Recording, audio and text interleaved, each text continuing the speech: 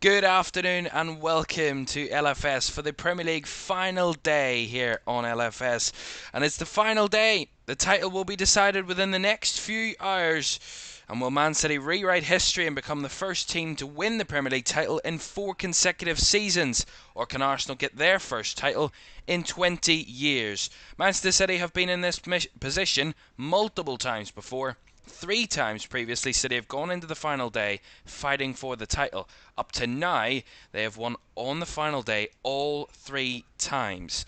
The first in 2011-12 when they won it with that Aguero goal against QPR. The second against Liverpool in 2018-19 when they won away at Brighton. And the third also against Liverpool in 2021-22 season when they came from 2-0 down against Aston Villa to win 3-2 to secure another title. It's a day that will no doubt contain ups and downs, and expect there to be drama and anticipation right throughout this afternoon as we watch another Premier League title race come down to the final day. I'm Caoimhan Ferris, joined today by co-host Jason Fagan, who will also be watching on and making sure you don't miss a single moment from any of the 10 Premier League games kicking off in around a half an hour's time. A very warm welcome to Jason joining us this afternoon, and all 10 Premier League games, surely to give us something to talk about, Jason. Yeah, really looking forward to these games today. I mean, Arsenal just have to do their job and hope that City draw or lose. I mean, you look at the past where you were saying they're the past 3 games that City went into the lead. You look at the 11-12 where QPR went 2-0 up, of course, the Aguero goal at the end. Also, when City went to Brighton 18-19, they went 1-0 down. A Glenn Murray header that time. And then, of course, the Villa game a couple of years ago where they went 2-0 down again. So I would expect some drama here today, at least. I'm hoping for, but you never know. Yeah, exactly. You never know on the final day because it's so unpredictable as well. Because, I mean, we were talking beforehand and we talked about how, you know, a final day can put a lot of pressure on a team for the title race, but Man City don't seem to feel that pressure. What do you think that comes down to? I think it's just they've been here so many times. You look at the players: Kevin De Bruyne, Bernardo Silva, Ruben Diaz, Kyle Walker. I mean, these guys have won 4 or 5 Premier Leagues each, so they're just used to it at this point. Whereas Arsenal, of course, most of their players have never won a Premier League, so they may feel some nerves today. But you would expect some nerves in the City West Ham game. I don't think it'll be smooth sailing, but you would expect City to get the job done. As always, expect City to get the job done. Right, if you're just joining us and you've not seen anything, if you've been living under a rock and don't know the title race or what's to come today, remember, it's all down to the Etihad. If nothing happens at the Etihad and City just go on to win, they win the title. If they don't win, that's where it gets exciting. Arsenal need to be there if City do slip up. Arsenal don't win themselves, and there's nothing else that can happen other than a City title. If City draw against West Ham, that is enough to give Arsenal the title if Arsenal win on goal difference, which has happened before as well. When titles have been won on goal difference, Manchester City did it.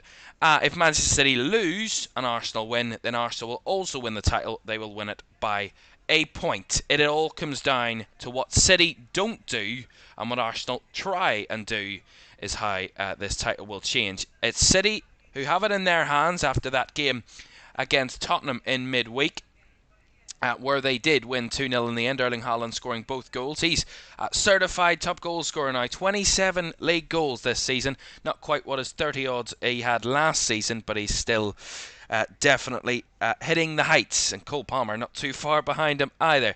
We're going to talk about these games and what it means for today. Over the next half an hour before kick-off, we're also going to talk about Jurgen Klopp.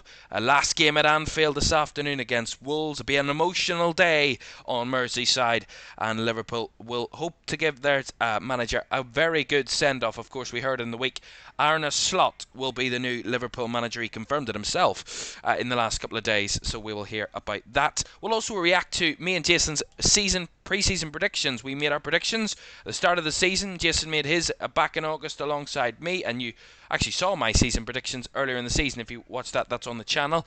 And we'll talk about those and react to what big predictions, good predictions, and quite a number of bad ones, I'd have to say as well. We're also going to talk about the title race, obviously, before at the end of the afternoon. So let's just run you quickly through the games of what they are today. Arsenal against Everton. Brentford take on Newcastle. Man United head to Brighton. And Brighton, of course, confirming their manager is going to leave at the end of this season. At Roberto De Zerbi leaving the club, parting ways at best for both parties, according to Brighton. Burnley against Nottingham Forest. The relegation battle is all but done. We'll talk about that in a moment as well. Chelsea face Bournemouth. There's still a bit of European work to tie up for Chelsea. Crystal Palace take on Aston Villa. They sealed Champions League football with Spurs losing in midweek. Villa got Champions League for the first time since 1983. Liverpool take on Wolves. Fulham. Luton the day they will be relegated unless we get a 12-goal swing and an unbelievable bit of drama between Luton and the Nottingham Forest game as well. Luton will be relegated. City against West Ham and Sheffield United against Tottenham. Jason, we talked a bit about the title race there. What about the race for Europe? Because Manchester United have been in and around there. They've been kind of toying with that position, but it looks like Man United are not going to get Europe this season unless they win the FA Cup. What do you make of that? Yeah, well, we need Newcastle to lose, obviously, and then we need to beat Brighton. That's the only. I mean, beating Newcastle in the week, I think we played really well that game. Ahmad, obviously, the star of the show. I don't know. You can look at Anthony starting on that right wing. I mean, Ahmad equaling his goal and assists already in one start. You can clearly see the talent on show, but United haven't been good enough for Europe this year. I mean, the City's a punt next week in the FA Cup. And then you look at Chelsea, who've ended the season brilliantly, got most of their players back from injury. You look at Cole Palmer, obviously playing really well. Nicholas Jackson, a lot of eyes on him, playing really well. Maybe not the finished product yet. And then you look at Newcastle. I mean, they just have to. I mean, tough game away to Brentford. Thomas Frank. Obviously, Brentford haven't had the season they would have hoped for, but you'd expect Newcastle to get the job done there and finish seventh. Conference League, whether that's seen as a success for Newcastle or not, I'm not sure. I mean, I think they'll take Europe. Yeah. Well, they would take Europe because they've had a very tough season with injuries, and I mean all three teams really. Chelsea have had a lot of injuries, Man United had a lot of injuries, and Newcastle had a lot of injuries. Is it basically, if these three teams would have had their fully fit squads, maybe they could have been pushing for fifth, maybe even in a Champions League race? Do you see the squads of Chelsea, Newcastle and Man United good enough maybe next season, if they can keep fit, to push on and maybe push for Champions League football? I mean, you look at United last year finishing third. They didn't have that many injuries. You obviously look at the defence situation. Obviously, the Palace game a couple of weeks ago, where you're seeing Casemiro and Evans getting torn to pieces by that Oliver Glasner team with Elise, Mateta, Eze. You look at Chelsea, of course, they've been decimated at the back with injuries as well. But their squad, they've obviously spent a lot of money. Injuries decimating them as well. Same with Newcastle. I'd expect Chelsea to be around Champions League spaces next year, depending on whether Pochettino is going to stay or not. We don't know. But if they can improve, maybe get a striker. There was kind of like a report today, something from The Guardian, I think it was, and they were saying that Chelsea might be looking for a new manager. I mean, they're starting to turn into Watford. I mean, they're looking for managers every couple of weeks. Give them time. My God, to even get them into this position for Chelsea, Mauricio Pochettino, be in a European place, from considering where they were at the start of the season and the decimation of injuries, it's actually a remarkable job that he's got them to this point. Yeah, they've been really good. Obviously, the game against United you could see as a turning point where they scored 2 goals in the last couple of minutes, but they've been really consistent. Obviously you look at the Arsenal game, but since that Arsenal game at the Emirates, they've been brilliant. They're really Cole Palmer obviously playing a massive part in that through goals and assists. Mudryk hitting a wee bit of form. Madueke is playing well. Jackson getting amongst the goals. And Caicedo has probably been the main factor, a lot of Chelsea fans would say, in their upturn form. He's been brilliant the last couple of months. Well, the one that grabs the headlines for Chelsea as we move on, just to read this stat out, Cole Palmer, 22 Premier League goals, 10 Premier League assists. That's 32 goal involvements for a player who joined from Manchester City for £40 million. That must be the best deal that has been done in the last few years. And a lot of people signing of the season. Right, quickly we'll touch on relegation. Of course, Sheffield United and Burnley both relegated as of the last few weeks. Luton yet to be confirmed relegated, but it's surely done. Yeah, no, it's unfortunate to see Luton go down. I mean, it's a team that you had hoped they've stayed up. But you look at the teams maybe coming up from the Championship. You see Ipswich coming up, who haven't been in the Premier League in years. Possibly Leeds. Obviously, Leicester coming back up. You would have expected that. But it's sad to see Luton go down. Burnley and Sheffield United have been nowhere near good enough. Of course, Sheffield United's defence being talked about as arguably the worst defence we've seen in the league. And Burnley, at the start of the season, trying to play the football that got them back into the league, but just not good enough over the season. Well, believe me, I could talk all day on how Burnley were very naive, Sheffield United were awful defensively, Luton are the unlucky ones out of that bottom three, but all three that came up this season are going straight back down. Of course, the Championship playoff final to come here in LFS before the end of the season. Of course, we'll be watching Leeds against Southampton, two sides actually that were relegated last season. Leicester will be joining us back next season alongside Ipswich, but which of Leeds or Southampton we'll find out next weekend. Right, moving on from today's games and all of what can happen. Of course, we'll return back to it before kickoff. Kickoff, remember, 4 o'clock this afternoon in all of our final day fixtures. All 10 games getting off at the exact same time, and you'll not miss a single thing here. We have all the games ready to go, all the graphics ready to go once we get underway here this afternoon on LFS for the Premier League final day. Right, to the big story, of course, announced back in January, Jurgen Klopp will be leaving Liverpool as final season in charge. It's going to be an emotional day at Anfield, Jason. What do you make of what Jurgen Klopp, his impact he's had on the Premier League over the last 8.5 years? I mean, he's been magnificent, of course. Maybe a Liverpool fan would be better to tell you, but if it hadn't been for maybe Pep Guardiola, he'd have a lot more trophies, which probably says more about Pep than it does Klopp. I mean, you can also, the title race is going down to the last day, but you just look at their 7 major trophies in 8 years, and of course the massive one being Liverpool's first league title in 30 years. Which was just, of course, you can mention COVID, but Liverpool were 30 points clear at the point COVID hit. 60% win percentage, 3 Champions League final appearances, of course, all the 2 losses being against Real Madrid, where you can look at the last Champions League final possibly, and Thibaut Courtois having a man of the match performance. Maybe on another day, Liverpool come out of that victorious. But of course, the Champions League win against Tottenham being probably his best night as a Liverpool manager. Well, he said it himself in recent interviews in the last week about how going into that Champions League final in 2019 against Tottenham and Madrid, he'd lost six or seven finals on the bounce as a manager. And I mean, that sort of record going into a game so monumental, considering you'd lost the Champions League final the previous year. It was actually it was written in the stars for Liverpool to do it that season. Yeah, Liverpool were brilliant that season.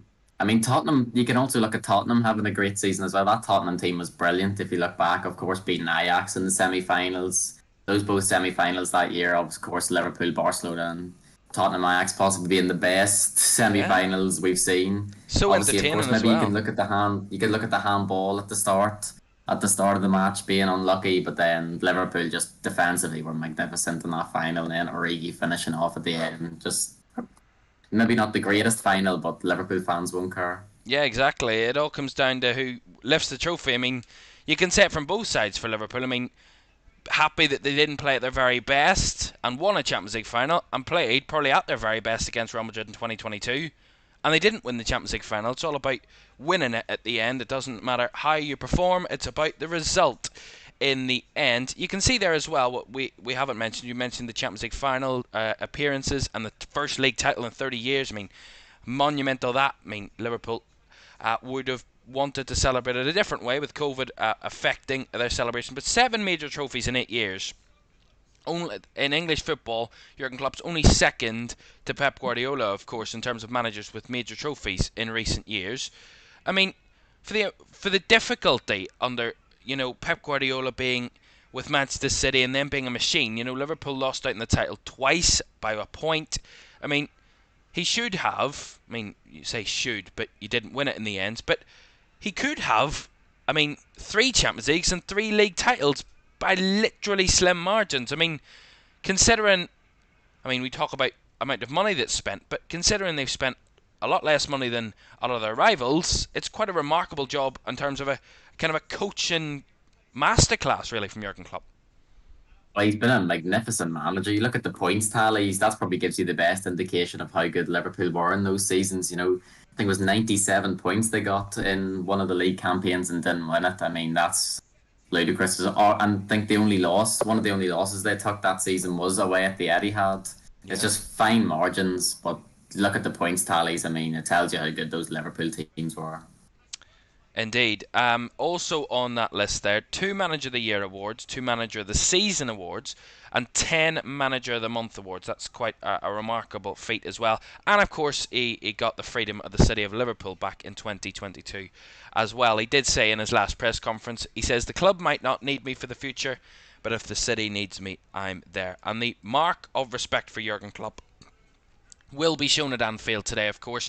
There will be a mosaic at Anfield that reads Danke Jurgen across the stadium, and of course it will be a rousing rendition of You'll Never Walk Alone before kick-off, and that will be spine-tingling at best to hear a bit later on. Right, so Jurgen Klopp's tenure coming to an end. Of course, Roberto De Zerbi and David Moyes, 2 managers also leaving their clubs at the end of this season.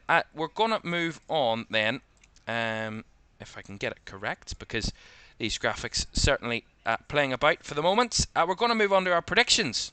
So before we talk about the title race, before we end our bit of build-up before kick-off, let's have a look back at our predictions. Now, Jason made his predictions, I made my predictions early in the season, before the season started, and quite a number of them, certainly not the way we expected. We're going to start off with mine.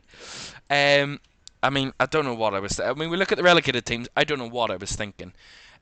West Ham, I put West Ham in relegation, and I think the excuse I'm going to give is I felt that at the time the squad of West Ham were not good enough. This was before they bought Kudus and Ward-Prowse and etc. Alvarez, etc., etc.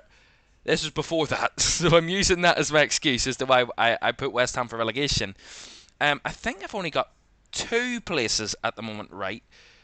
If I'm correct, if I look at that, yeah, Crystal Palace in 12th, and Manchester City currently top. What do you think of that, Jason? Some of those certain predictions. I think in the top four, I mean, that makes sense. I mean, I don't know about Arsenal, United above Arsenal. I look Chelsea fifth, that's fine. Newcastle sixth, Tottenham seventh. I think Nottingham Forest 10th, so fascinating pick. I'm not sure what's going on there. Yeah.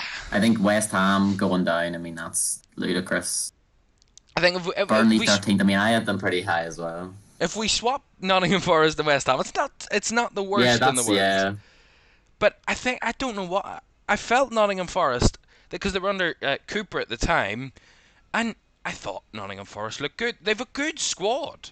They're just not playing. I think they've underperformed this season, Nottingham Forest. To be in a relegation battle, I think is below what Nottingham Forest are capable of. I think they were capable of pushing. I think they're capable of being in and around Crystal Palace or Fulham and Brentford, in and around that grouping.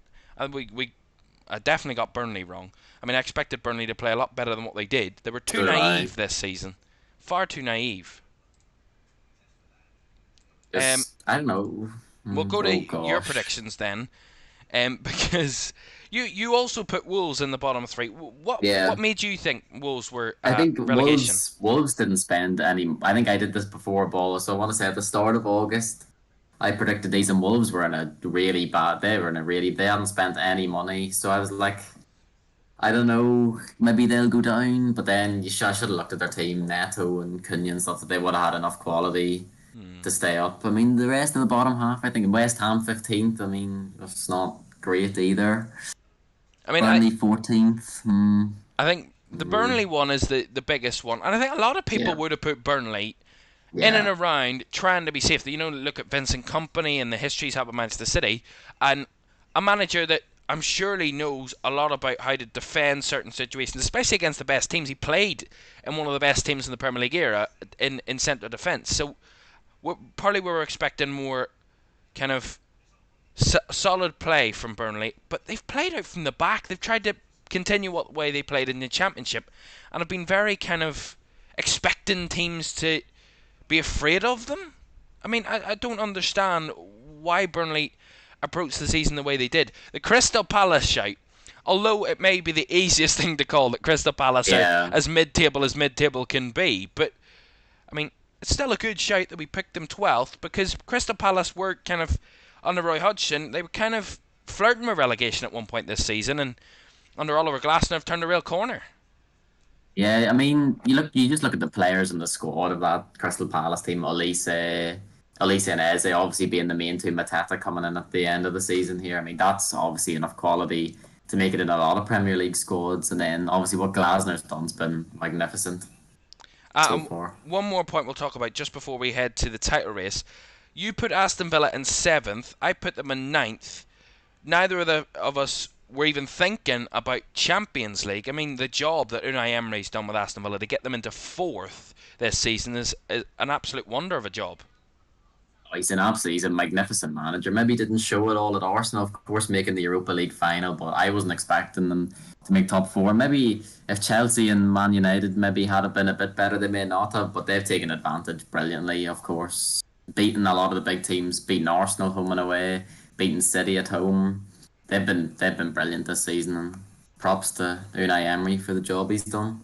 Incredible job that Unai Emery has done at Aston Villa. Those were our pre-season predictions. Definitely not amongst the very best of predictions, and certainly don't ask us for the lottery numbers anytime soon. We're going to move on to the title race because, of course, we're about 8 minutes away from kickoff in all 10 Premier League fixtures this afternoon. Everything live here at LFS, all 10 games, every score, every goal, every red card, yellow card, offside, VAR decision. You'll not miss a thing here over the next 2 hours or so. But when the champions are confirmed, the teams that are in Europe are confirmed, and also the relegation of Luton will be confirmed. Right, quickly to the title race. Coming into this one, it's in City's hands. They win and they've won the title again, Jason. Is it as simple as that? Yep, it's as simple as that. As boring as it may seem, they're the best team in the league. So what can you do? Maybe this season you can look at Arsenal, of course, having the best defence and having the better goal difference, but Man City are just the best team in the league. Well, nothing you can do about it. 100%. And I, as a Liverpool fan, know the pain of not being able to do anything against an unbelievable Manchester City team. I mean, they've the top scorers in the league. 93 goals scored this season for Manchester City. 27 of those by Erling Haaland. But a lot of other players have helped in City's title charge. I mean, Phil Foden stepped up for a couple of goals this season. He got EA Sports Player of the Season. I mean, is that a deserved award? I think so. He would have been my player of the season. I mean, you look at this season, maybe in the past, Foden might have been on the outskirts a wee, but you're waiting for him to pick up, of course, in the Champions League final last year. He didn't start. So you look at this season, coming in off that right-hand side, he's been Man City's best player, no qualms, and Foden being the player of the year. Maybe Watkins, maybe Palmer, in and around there. But when City are winning titles, it's hard to look past their best player, and Foden's been that this year. 100%, and he stepped up. And one game that comes to mind for me about Phil Foden was that went away at Bournemouth. And they won 1-0, he scored the goal. That was the big moment, because if you drop points in that one, you're coming into this one with it in Arsenal's hands. It's the players in them big moments that carry you through, and Phil Foden certainly has done that for City. For Arsenal, no Bukayo Saka today. He's been their big player this season. He's an Arsenal fan himself. He's come through the ranks under Mikel Arteta's management. Mikel Arteta's kind of moulded him into the player that he wants him to be. I mean, the impact on Saka, of course, not involved today, but what he's done for Arsenal all season. Oh, he's been magnificent this season, Bukayo Saka, taking the mantle maybe that you're hoping he would bring. But in my opinion, the stars of Arsenal this season have been the defence. I mean, 18 clean sheets in the league. Maybe you can look at Declan Rice, of course, coming in there, but that stalwart of Saliba and Gabriel at the back have been magnificent, and probably a lot of Arsenal fans might tell you the reason why they're in this title race. I mean, you see it at Old Trafford last week. Maybe United not playing their strongest team, but not laying a glove on Raya's goal. Just they've been brilliant, and maybe a bit lucky with injuries, but they've been brilliant. 100%. Arsenal both. They may not be the highest scorers, but they've certainly got the best defence in the league. And we talk about how winning the title takes a very, very good defence, two really good centre-backs, and a very good keeper, and Arsenal certainly have that. Right, we are minutes away from kick-off here on the final day of the Premier League season, and let's just remind you about the permutations about the title. City will win the title. If they win against West Ham this afternoon, there is nothing that Arsenal can do. If, however, City do drop points, there is still a bit of hope that they can still win the title, but they'd need Arsenal to fail to win on that front. Arsenal, it's out of their hands. They need City to drop points in any case. If City lose to West Ham, Arsenal still have to win, of course. But if they win against Everton and City lose, they will get the title. The same if City draw against West Ham, they'll win it on goal difference, which has happened previously before. It's all what happens at the Etihad. If City win, they've got a fourth successive Premier League title, the first side in English football history to do 4 consecutive titles. Or can Arsenal spoil the party in Manchester and the skies will turn red on the final day? The Gunners galore in London, in North London this afternoon. That can happen. We will wait and see. Kick-off on the final day of the Premier League season here on LFS with me and Jason is on the way next. Do stay with us. And it says buzzing. Yeah. I didn't realize I saw Brentford 10th on my prediction. That's crazy. Don't know.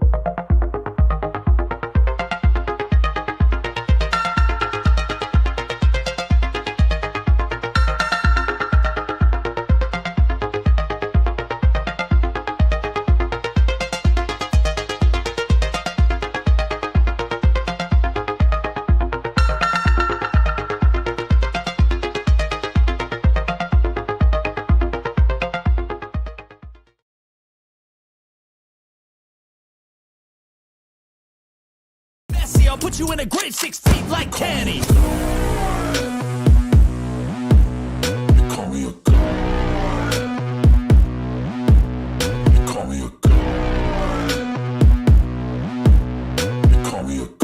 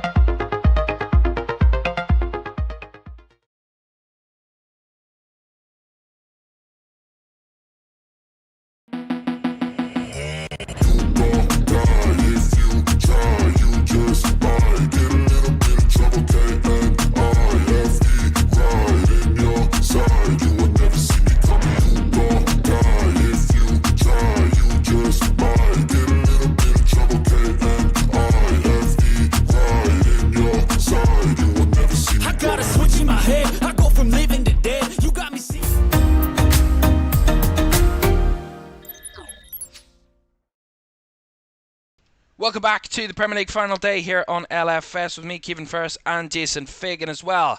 To the team news from the Etihad, and we start with Stefan Ortega in goal for City. A back four of Kyle Walker, the captain, Ruben Dias, Manuel Akanji, and Josko Vardiol. Rodri in the defensive midfield alongside Bernardo Silva and Kevin De Bruyne. Doku off the right, Foden off the left, and Haaland through the middle for Manchester City. For West Ham, no Jared Bowen to start this afternoon. Apparently he is ill. Maybe just wanting a day off. Who knows? Areola in goal for them. A back five of Sofal Zuma, the captain, Mavropanos, Cresswell and Emerson. Ward-Prowse and Souček in the midfield too, with a front three of Mohamed Kudus, Lucas Paquetá and Mikel Antonio. If Arsenal are going to win the league today, West Ham are going to need to do the business and help them out. A draw or a win for West Ham, as ever unlikely as it seems, is the only way that Arsenal will have a chance at the title. And Jason, you can bring us up to date with the Arsenal team news as well today. Yeah, it's the same. Of course, Saka missing, but they have Ryan goal, Ben White, Saliba, Gabriel, Tomiyasu at the back, Declan Rice, Partey and Odegaard making up the midfield, Trossard, Martinelli and Havertz, of course Martinelli coming in for the injured Bukayo Saka. And then for Everton, missing a couple of players, but they've gone for Pickford, Coleman, Tarkowski, Branthwaite and Ashley Young at the back, with Idrissa Gana Gueye, Onana, Doucouré, Garner, McNeil, and then the lone striker of Calvert-Lewin up front. Thank you very much indeed. Right, we're ready to go then, and you're going to stay with us right the way through.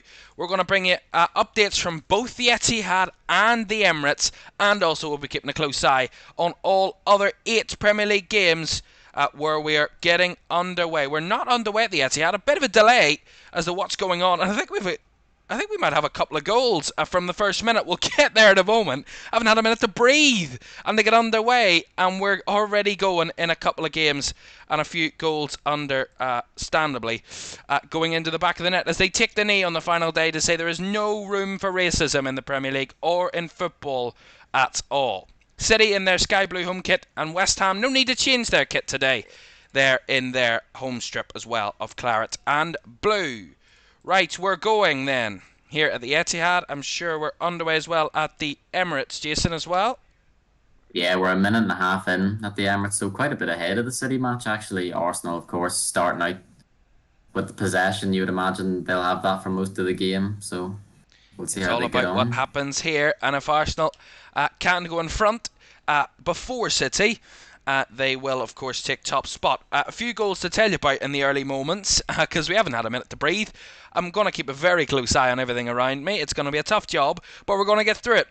Brentford have taken the lead against Newcastle United. Ivan Toney has put Brentford 1-0 up. That will put Brentford up to 15th this afternoon. They'll go above Everton this afternoon with a win, and Everton failing to win, of course, there. Newcastle will drop to 8th, just behind Manchester United, of course, as it stands, with United drawing away at Brighton at the moment. And a goal between Burnley and Nottingham Forest. Forest all but secured their safety against Chelsea in their home game. They needed a draw to secure it, but they couldn't do that. And Burnley behind Forest, 1 up there. Chris Wood with the goal. A City edge of the box. Oh, what a goal! What a start for Manchester City.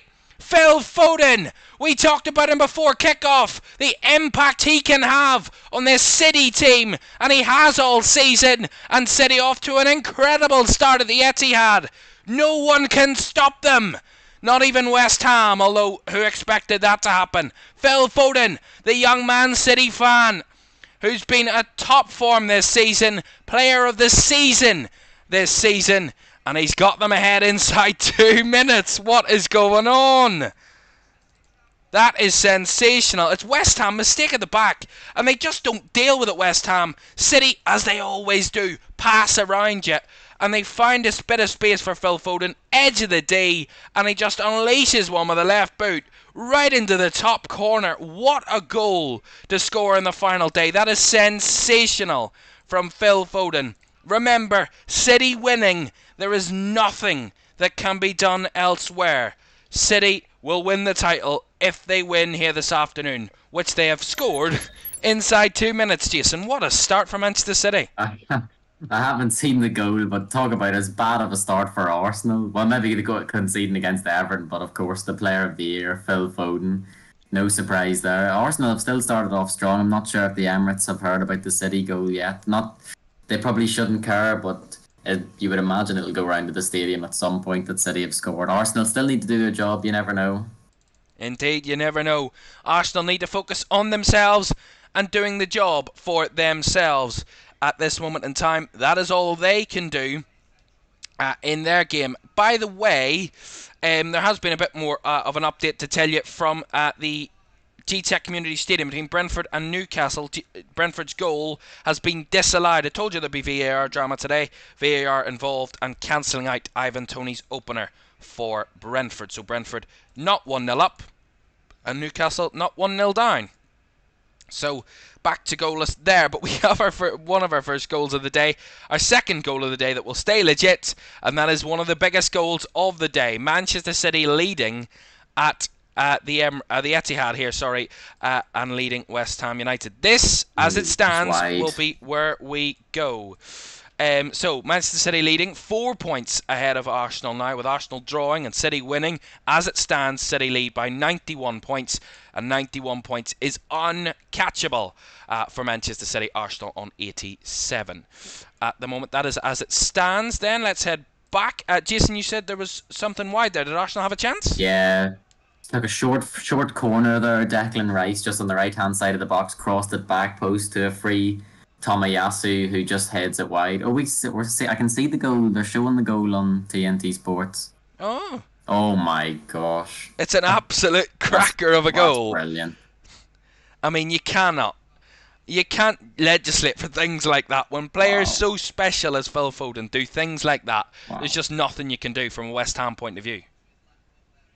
That's brilliant. That's brilliant. How many times have we seen him do that this season? I mean, there was a game where he scored an absolute cracker. I can't remember what it was, but there was a game earlier in the season, and he found the top corner in that one. I mean, special players show up in the big moments and deliver in the big moments for you. And as we talked about, and I'm glad we have it, that we talked about Phil Foden, because he could be the story today. We talked about him being player of the season and the impact he's had on City. And we've seen in previous seasons, he's been in and out and not really a mainstay. But when he gets a run of games, he can deliver things like that. That's just brilliant. I mean, on a day like this as well, he's ensuring himself as the main man in City, as he's done the whole season. But still a lot of the game to go. So yeah, City still have to a make long sure way that to they're go. compact. If City want to win this title, they are one up, and they're doing the business and what they can, and they're having more of the possession here.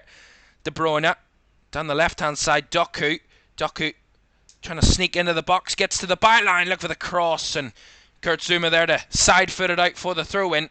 But West Ham at the moment sitting ducks against Manchester City. They're just calmly passing it around, waiting for their moment. It was a nice idea by Doku down the left-hand side, tried to get it in from the byline, but it was blocked by Zouma, as they have taken that throw in City and are pushing down the left again. Although De Bruyne couldn't find that way through, and Rodri went down. But he'll get nothing out of that. It'll be a West Ham United throw where they can get out there. Right. So nothing else going on anywhere else at the moment. Still only one other goal to tell you about from our games this afternoon other than the City goal, and that is that Forest are leading away at Burnley. Of course, they were going to be confirmed as safe this afternoon. They will be. Even if they don't win this afternoon, they'll still be safe. They'll need to lose by a certain number of goals for them to not be safe today, Forest. Right, here's Vardiol down the left-hand side for City. De Bruyne looking for the gap. Going himself, De Bruyne. Forcing a big save out of Areola there. Nice idea by Kevin De Bruyne, but they're finding that space, City. In and around the edge of the box, in and around the D. There's that kind of gap between the West Ham midfield and the attack, or the defence. And I mentioned to you, Jason, beforehand, about how I thought it was a bit strange that David Moyes would be going for a 5-2-3 and having two bodies in midfield rather than three. And I thought that was a bit strange. And clearly, we're seeing where City are finding those gaps in the early moments. Yeah, I mean, I'm surprising, but I mean, you can say that, but that Phil Foden goal is just a moment. Doesn't matter what formation you're playing. That's just world class. But I mean, going for a formation you wouldn't normally use is interesting. I guess he was probably David Moyes' hopes were to keep it at 0-0 for as long as possible, and that's gone down the swatty pretty quickly. Yeah, that didn't last very long. That one. City playing in and around the box again. West Ham trying to hold them out as Doku is making that run, well marshalled by Sofal. Sofal tried to carry it through and needs a bit of help here from Souček, and Souček knocks it up the line. But again, City comfortable win it back. Here's Vardiol. Rodri now in space. Plays it across to De Bruyne. Back it comes to Walker, who stepped a bit further in field. Rodri spraying it out to the right-hand side. Brought down by Bernardo Silva. And we looked at the formation from City today. And initially we thought that Doku was going to play out wide on the right. Doku's wide on the left. It's Silva that's on the right. Doku trying to sneak through again, but runs out of room once more. West Ham getting the bodies in the way, but just can't get it away far enough out of their own defensive third, because City are coming straight back at them time and time again. Sofal does well there to win the ball back off Doku. And Souček will knock it long again, but there's no out ball for West Ham. Mikel Antonio, the target man, but they can't seem to target him at this moment in time, which is kind of pointless. There's been a goal at Sellers Park. Forgot the name of the stadium there for a moment. It is Crystal Palace 1, Aston Villa 0. Villa in Champions League and maybe just resting on their laurels coming into the final day. They know they're going to be in the Champions League next season for the first time since 1983. But Oliver Glasner's Crystal Palace unbeaten in their previous 6 before kick-off today. 5 wins out of 6, and they're on course maybe to get another one. Jean-Philippe Mateta, who's had a mad run of form. Mateta has them in front inside 10 minutes. Crystal Palace 1, Villa 0 in that one. Any updates from the Emirates, Jason? Are Arsenal still pushing? Yeah, Everton have just started to get a wee bit of possession in the game, but Arsenal on the attack here. Declan Rice driving forward. Great tackle by Onana. He's been on the bench the last few weeks, but he's a magnificent player. Well, we do have a free kick here at the Etihad. City with a free kick wider than left of the 18-yard box. It's De Bruyne and Foden.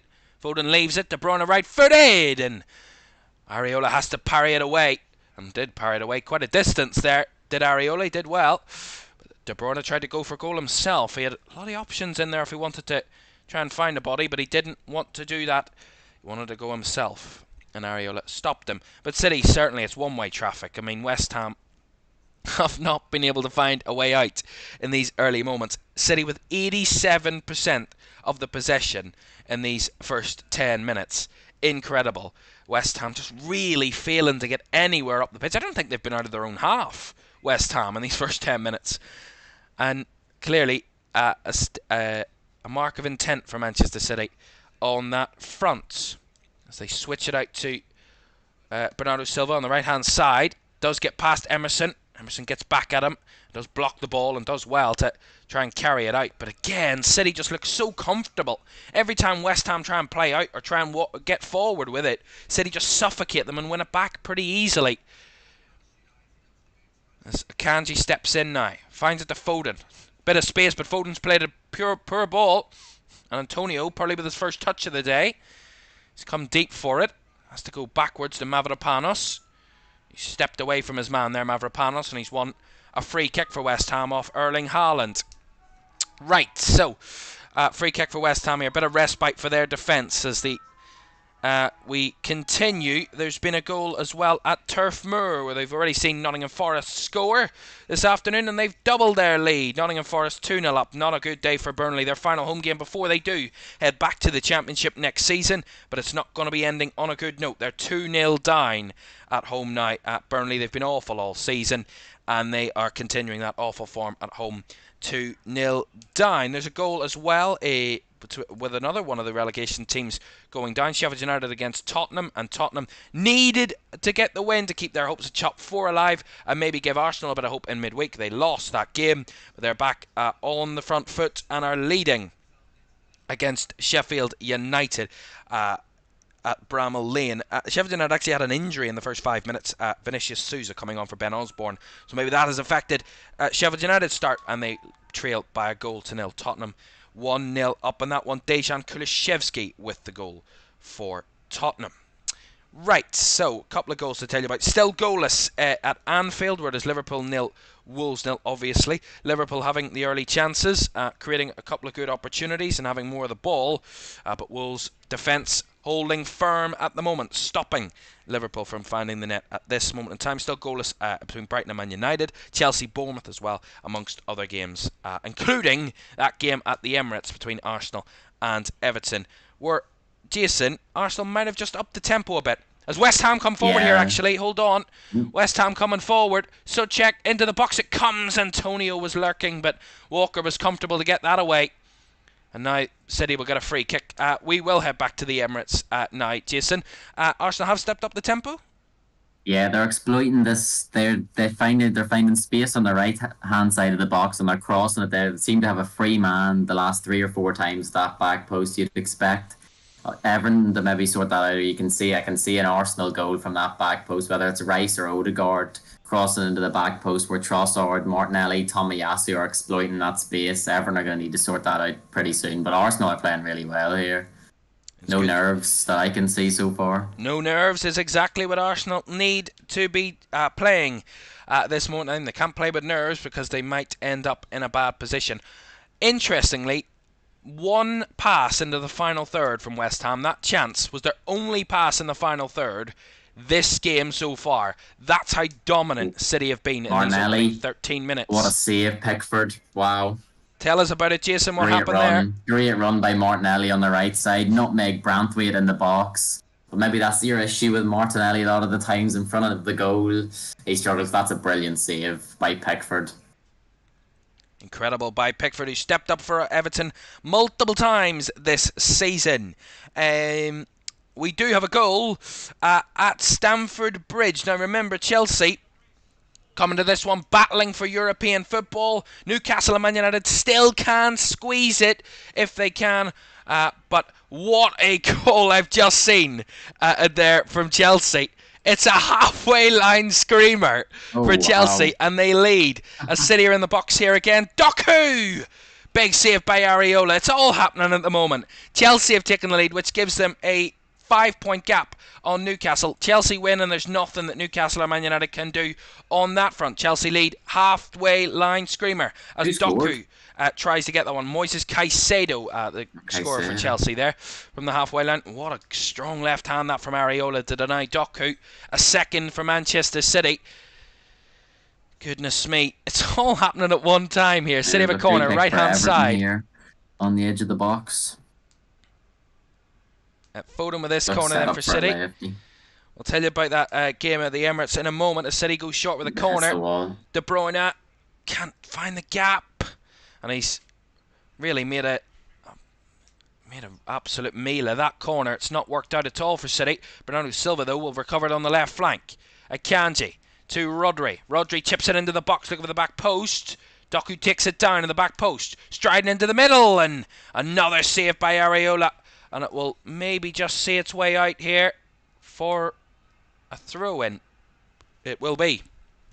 You talked about something on the edge of the box there, Jason, for Everton, maybe? Yeah, Everton had a free kick. Calvert-Lewin just takes it, but it hit Gabriel in the face. He went down, but I think he's okay. So there we are. Everton certainly not holding off and allowing Arsenal to have everything their own way at the moment. So it is 0-0 still there at the Emirates. Remember, it does not matter at this moment in time what's happening at the Emirates. Arsenal still need to win, though, in case City do end up not winning this. But City leading at the moment, it means there's nothing they can do. Here's Rodri! Oh, he's just missed it. What a good opportunity there. City again find a bit of gap of space down the right-hand side.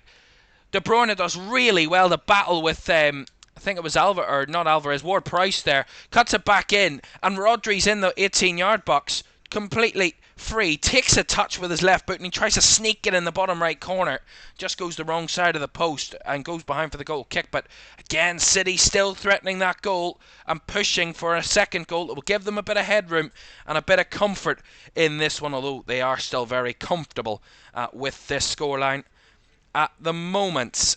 Right, as I was saying then, that European football, because I kind of got cut off with City having a good chance there with Doku a moment or two ago. So Chelsea 5 points clear of Newcastle at the moment. Newcastle drawing and Chelsea winning. Chelsea leading on 63 points, Newcastle on 58 points, and Manchester United also on 58 points, with those two teams drawing at the moment. There's the table, as you can see. Chelsea need to drop points for any of the other two teams to have a chance, but that's not happening at the moment. A City in the box again, it's another goal! And who again? It's Phil Foden! Another move down the left-hand side, and City break the West Ham defence one again. 2-0 to Manchester City, and they are cruising to a fourth successive Premier League title. Phil Foden, the absolute star man at City this season, and especially in this game. Wow. Have to see a replay to see what happened. I just snatched back and looked and saw him with a really nice finish in the box, but we need to see it again if we're going to explain it to you. It's from the midfield. They take it in field City in the gap down the left hand side. Sofal commits himself, leaves the gap for Doku, and Doku from the side of the 18-yard box, just really nice cross with the left boot, low and hard across the box, and Foden just sweeps onto it with the left foot and into the right corner. That is a lovely finish by Phil Foden, but again, really bad defending by West Ham United, just far too easy. And it's just, I mean, Manchester City, incredible, but West Ham should be doing so much better. They're leaving the gap down that left-hand side for Doku to exploit is criminal. 2-0 up, Jason. Can you see anything other than a City title now? I think the Emirates have just found out that it's 2-0 as well. The atmosphere, you can see the faces on the Arsenal fans going flat, of course. They're checking their phones as well. Those it's common a shame scenes for the Arsenal fans. Those common scenes on a final day where the fans that would hope to get the title are waiting for some drama elsewhere. Those scenes of them checking their phones, and I'm sure they've heard about this. What would the Arsenal fans be feeling now?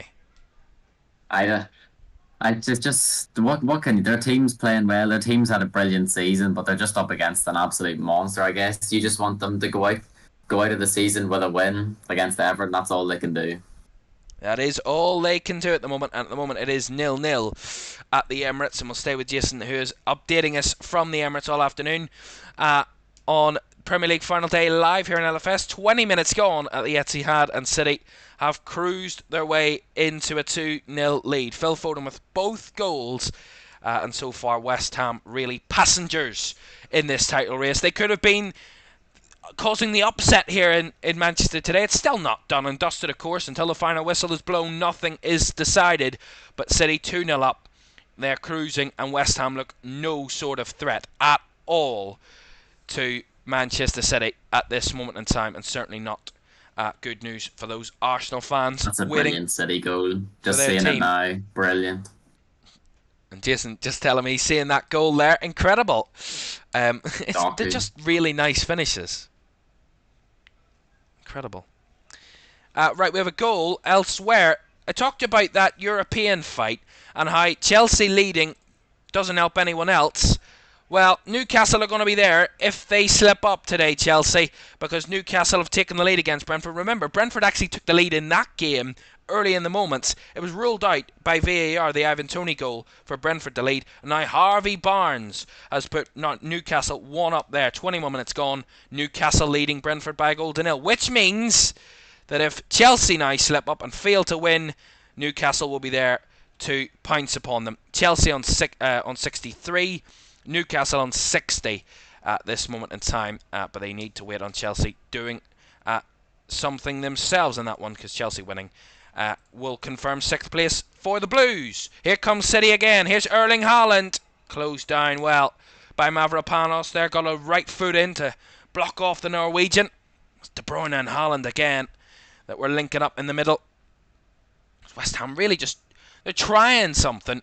They're trying to get the ball into the middle, and City are just suffocating them time and time again, dispossessing them really easily. It's fantastic work from Manchester City at this moment in time to be doing what they're doing, and they're just looking really comfortable at this moment.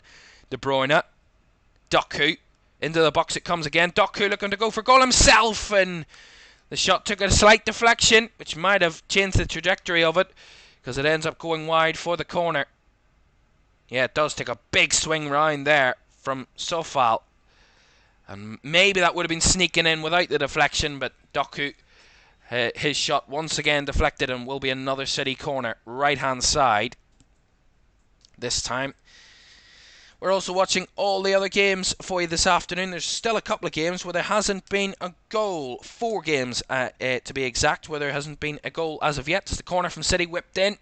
Headed away nicely by West Ham in that 6-yard box. But City again will recycle it. Back with De Bruyne. Now Foden down the right. Back in field, Bernardo Silva now chips it into the box. The run at the back post, Vardy all across, and Haaland, how is it not gone in? Oh my goodness me. I was expecting it to be another goal. Really nicely worked by City again. Bernardo Silva, time and space in the middle, chips it into the box. Vardy makes the run off the back, the man at the back post, squares it across, and Haaland is in there acrobatically trying to stretch for it. And maybe this stretch back from... Is it... I can't see who the player is that stretches back for it. Is it Mavropanos? It is Mavropanos. He stretches back for it, and maybe him just putting a leg in kind of puts off Erling Haaland, and Haaland just couldn't make a connection with it, and it goes behind. But massive opportunity again for Manchester City. In this one, 2-0 up, as Foden now on the hat-trick! Has the shot, but parried away by Areola. Some force on that shot. Relentless from City there. And West Ham, absolutely nothing to try and do to combat it at this moment in time. In this one, still no goals to tell you about elsewhere at this moment in time. Arsenal 0, Everton 0. City have a free kick here. Jeremy Doku at the moment won that free kick. Jason, what is happening at the Emirates? Has it gone a bit flat? Yeah, as you can imagine, it has gone flat. Everton's starting to play about with the ball a bit. I mean, it's been cagey enough since the first 10 minutes. Arsenal still looking strong, of course, but you never. I mean, I don't even know what you even do as an Arsenal player. I'm sure they don't know that it's 2-0. I don't know if Mikel will tell them at halftime if it stays that way. But Havertz inside the box here, takes it past one, shoots blocked. Arsenal having some nothing more coming chances, there. still on top, but at the moment not finding a way through. And City on top here. Free kick, not particularly well delivered there by Foden. Easily headed away by West Ham there, defensively. And Kudus tried to head it up. I don't know who he was targeting because there was no one up there. And City have it back comfortably once more as they go all the way back. And West Ham kind of pushing into a 5-4-1 at the moment, I can see. Paquetá and Kudus dropping in either side of Ward-Prowse and Souček in midfield. So they've gone to a 5-4-1 West Ham. I think David Moyes has tweaked it a bit after seeing how frail they were in the middle, and has just told his wingers to drop back a bit and stay in with the midfield, stay a bit more compact and a bit more narrow to try and block off those central passes to City. But the damage could already be done to West Ham today at this moment, but it's not over till it's over at this moment. There's a VAR check ongoing at Anfield at the moment. I've just catched that in the side of my eye, and there might be a red card incoming here for a Wolves player. The referee's been sent to the screen, Chris Kavanagh, at Anfield. He's just gone to the screen. I'll keep you up to date with what's happening there at the moment. A City playing in around the box again. Shot from distance, and it was a Kanji that time, but easily caught by Areola. Back to this red card at Anfield. Is it Nelson Semedo? Really high. He uses his studs and he's kind of trying to get the ball, but he goes over the ball and takes Alexis McAllister. And the referee has come away from the screen. He's made his decision. He's having a chat with the Wolves players. McAllister's receiving treatment at the moment, which is a bit concerning. A City again! Just wide, De Bruyne. My goodness me, it's all happening. The yellow card's rescinded. Nelson Semedo's been red carded at Anfield. Big moment there. So Semedo off for a poor challenge on McAllister. McAllister receiving treatment. Big chance at the Etihad here. De Bruyne, edge of the box, right-footed. Curls it towards the far post. And it takes the fingertips of Areola and it goes wide. Goodness me. Another good chance for City. They're bombarding this defence of West Ham and the goal of West Ham at the moment. All over the place there. West Ham again. As the corner comes in from Foden, left-footed, fizz across the front post, and it's headed wide by Josko Vardiol, who actually hits his head with his fist. Not happy with that header with himself there, Josko Vardiol. So a red card at Anfield at the moment, which I'm glad I caught because we haven't actually been... the system hasn't updated that at the moment, but I'm glad I watched that. Otherwise, that would have been a big moment that we missed. But we didn't miss it. Red card at Anfield at the moment, where it is 0-0. Still 0-0 in the game between Brighton and Manchester United. Still 0-0 as well between Luton and Fulham. Luton to be relegated today, of course, with Forest winning.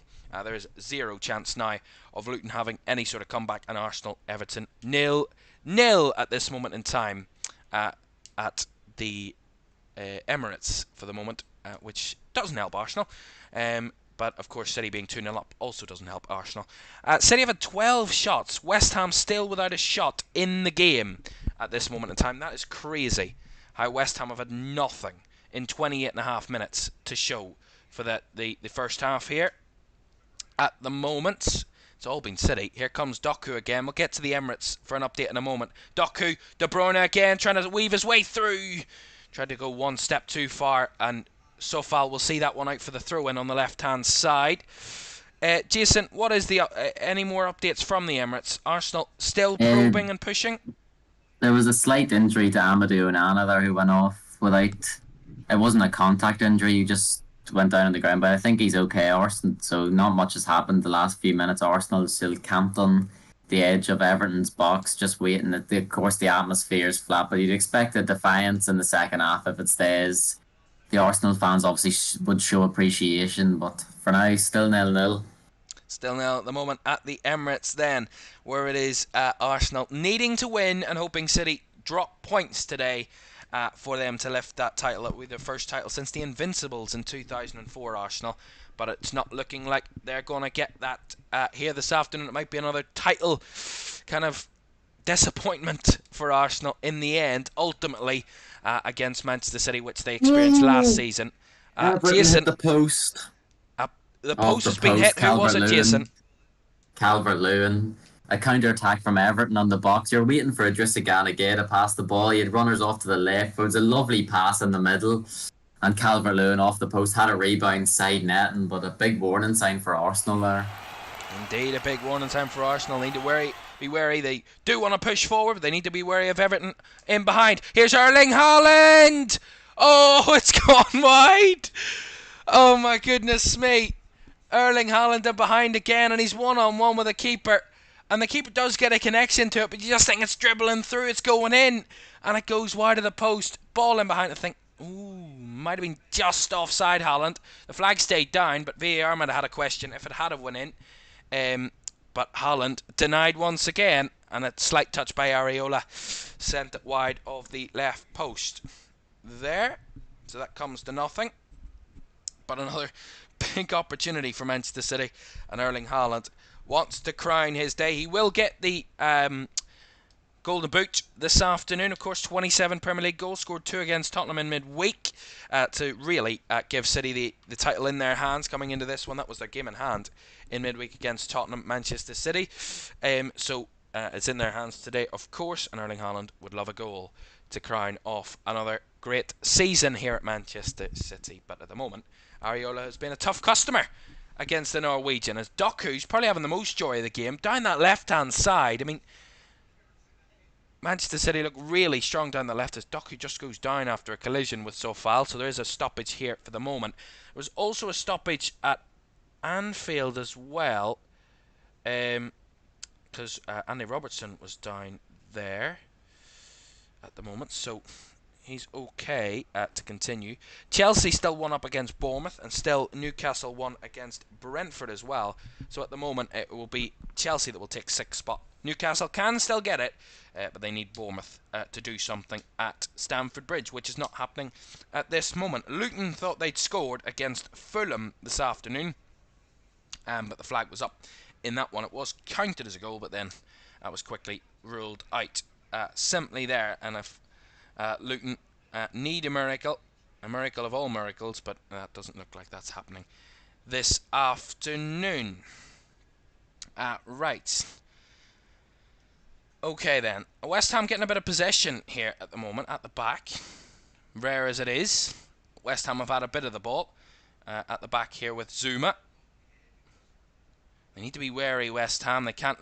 They lose the ball in this position. They're very vulnerable to the counter-attack of Manchester City. They need to be very wary, but they are. Who touches a goal as well at Anfield to tell you about. At the moment, Wolves went down to 10. Nelson Semedo sent off, and a goal at Anfield. The man who that actually the foul was, where Nelson Semedo was sent off, Alexis McAllister, has given Liverpool the lead. Jurgen Klopp, his farewell tour coming to an end today. His final game at Anfield as Liverpool manager, and Liverpool lead by a 1-0 against 10-man Wolves. So just see it here. It's in the box. Gakpo plays it along to Kwanzaa, that is. Played back, and Elliott with the ball in, and Alexis McAllister up for the header. Nice header, nice goal. 1-0 to Liverpool against 10-man Wolves in that one. At the moment, at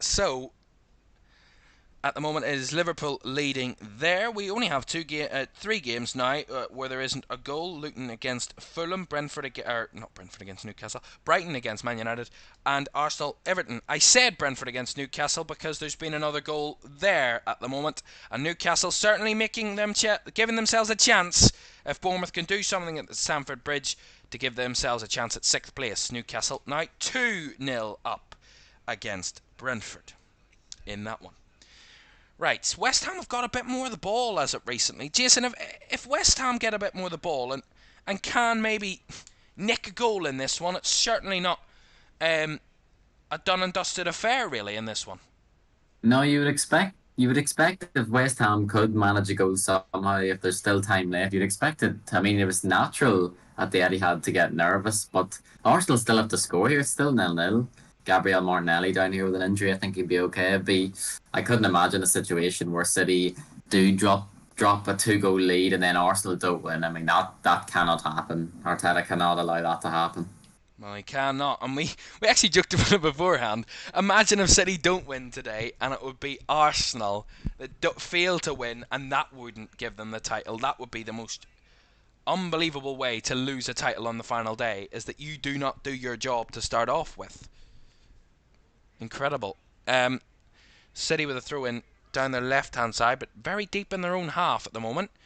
Josko Vardiol trying to get them out. Finds Foden. Foden plays it, squares it across to Walker, and now to Bernardo Silva on the right-hand side. West Ham being a bit more of a problem for City in terms of possessional-wise, but City, as often, they're not going to force it forward if they don't need to. They'll pass it around you and wait for their opportunity. They're as calm as they can be, Manchester City. Here's Doku, and they've got that 2-goal cushion to really not worry them at this moment. As Doku all over him there was Kudus, but Kudus deemed to have fouled Jeremy Doku, so it will be another Manchester City free kick. So, Foden, both goals this afternoon, 2 very good goals. The first one, top corner, inside 2 minutes. And the second one, a really nice sweep and finish into the bottom right corner to double Manchester City's lead. That 2-0 lead would give Manchester City the title. Another goal at the GTEC Community Stadium. Not a good end of the season for Brentford. It's not been a good season at all for them. Not the season they would have wanted. They're staying in the league, but they would have wanted maybe a bit of a higher position, and they're not going to push themselves up the table today at this moment because they've now gone 3-0 down. Newcastle unleashing a couple of goals on them late in this first half. 3-0 now to Newcastle. The third goal, Isak scored that one. Murphy scored the second as well, by the way. So it's 3-0 to Newcastle in West London. Staying in the capital, there's been another goal at Sellers Park as well in South London, where Sellers Park will be rocking today. They know they don't want the season to end. They're having the best form to the end of the season out of one of the best form sides at the moment. 6 unbeaten coming into this one today. They would make it 7 unbeaten if they can stay unbeaten against Aston Villa. And they have doubled their lead, Crystal Palace at Sellers Park. It is now Crystal Palace 2, Aston Villa 0. Aston Villa had their awards show on Wednesday night, or Tuesday night, sorry, when City were playing, and they knew they were getting Champions League football if Tottenham had lost, and Tottenham did lose, and they celebrated. Here's West Ham in the box here. Kudus! Oh, has the shot saved by Ortega. West Ham starting to probe, starting to push City. And they had their first shot of the day there. It's a good opportunity in that one. And Kudus had a very good opportunity there, but couldn't make the most of it as Ortega blocked off there in the end. So, at the moment, it is Manchester City 2, West Ham 0. At the moment, we can tell you, Jason, I don't know if you're watching that game, but there's something's happened Oh my at the Emirates. Can you gosh. tell us what's happened? Wow, a free kick from Idrissa Gana. I'm not sure if it took a deflection or not. Raya didn't even move. What a goal that is. And Everton Wow. leading at the Emirates. A Goodness free me. kick. I thought Ashley Young was going to take it. I was like, Ashley Young, normally a man who would take free kicks from that distance. I'm not sure if that wrong-footed Raya or not, but what a goal that is. Goodness Wow. me. Certainly 1-0 not the Everton. script that Arsenal would have wanted today. Losing at home to Everton and City winning see. 2-0. It is going Oh, so yeah. far against Arsenal. Massive deflection. It took a massive deflection. A free kick, yeah. Hit off Rice, who's on the edge of the wall, just completely wrong-footed Raya. Nothing he can do or Rice can do really there.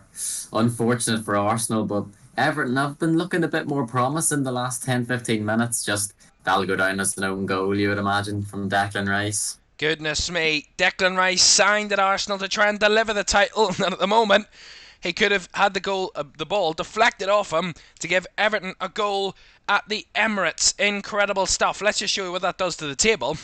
As Arsenal will now be 5 points off league leaders Manchester City. City on 91 points, Arsenal on 86.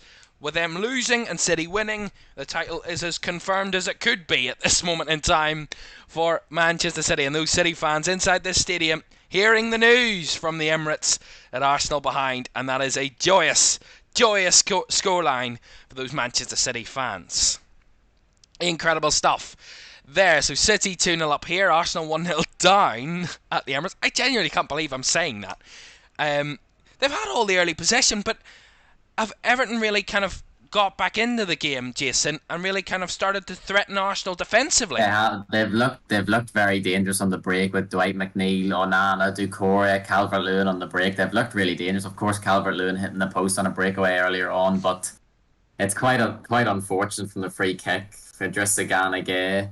Declan Rice just heads it, just turns away and heads at the other side of where Raya was going. It's unfortunate, but what can you do?